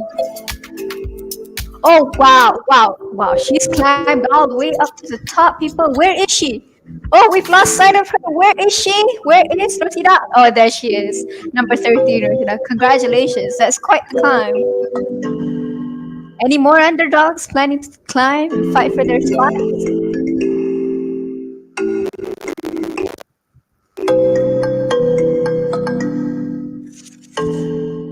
Oh, Atira Eddie. Come on, come on, you can do it.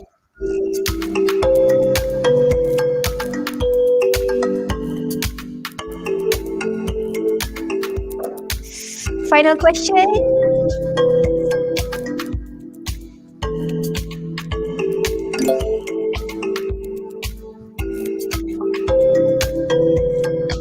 Wow, Mutakmal is making the battle as well. Come on, let's go.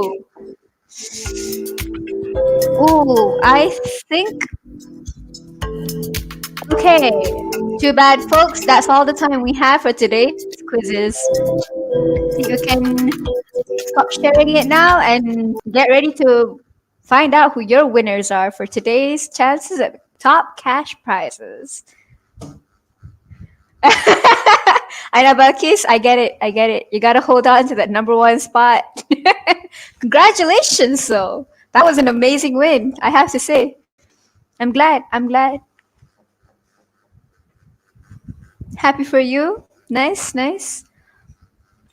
Oh, okay. That quiz was heated. I have to say, folks, you fought hard. You fought smart. I'm glad. If you did win for the top 8 spots, please take a picture, take a screen cap of your usernames as well as your spots as proof, and go on ahead and contact Einbakis. But of course, wait a bit so I can announce here. We kind of like celebrate and show our support together. Let me quickly announce the winners. I'm sure they're excited to get their cash prize. So let's see the second runner-up. Number 3 goes to Levana. Congratulations. Please contact Einbakis in the group, in the Telegram group. If you can find the link, it's in the YouTube chat as well as, yeah, my team will share the the link in the chat. The runner up goes to Nabila. Congratulations, Nabila. Please contact I'm Balkis, okay? Show your proof. And that makes the winner of today's quizzes for Adulting 101, the knows and knows of finance, is, drumroll, I'll make it myself, Aina Zainuddin. Congratulations. Huge congratulations. That was a really exciting win, I have to say. Congratulations to our lucky winners. Please send some warm emojis in the chat to show your support, everyone. And winners, please contact I'm Buckets. But wait, I did say we had consolation prizes, and the consolation prizes goes for the 5 runner-ups directly behind the winners. So the first runner-up goes to IFA. Congratulations! I thought you got kicked out of the game. That was a great win. I have to say that was an amazing win. The second one goes to Fazila. I'm sorry if I've pronounced your name wrong. Fazila. Please take a screen cap and show that this is really you. And then it goes to FN. Odd name. I hope that's not really your IC name. Congratulations. Take a screen cap, okay? And then Ahmed Idham Abdullah. Thank you. Thank you for your full name. Congratulations. You got your spot for our consolation prize. And finally, Aina Marquez, MVP of today. Girl, go get yourself some cash. Congratulations. Congratulations. Thank you so much, participants. Thank you so much, everyone, for taking part in our quiz. Please shoot a text to I'm Balkis, okay, to claim your prizes.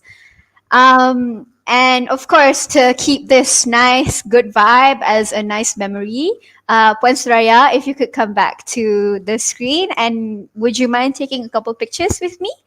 With the team, of course. Anyone else wants to click in, open their cameras, would be welcome. We have a program director. Nice. Our deputy program director, Umar. Yeah, Zakwan, and our MVP, of course, Hijrah. Thank you. Anyone taking the picture? We'll just take a screen cap then. Oh, okay. Still entering. Oh, okay. 1, 2, 3. Okay, second pose. 1, 2, 3. Nice. All right. Those are some awesome pictures. We will be sure to send you a copy, Prince Raya, just to keep as a memory, of course. The previous one. Don't worry. um, Before we can formally end this webinar, I do have to let everyone know that we have posted a feedback form link in the chat and the Telegram group. Please take a minute to let us know if there's anything we can improve on, or maybe just to share some warm thoughts, how much fun you had in today's webinar. Anything is welcome. Also, don't forget to fill in the registration form, link of which is in the chat. Now, I think it's the best time to end this informative webinar. But before we do that, please welcome Zakwan again to the screen to lead our closing prayers.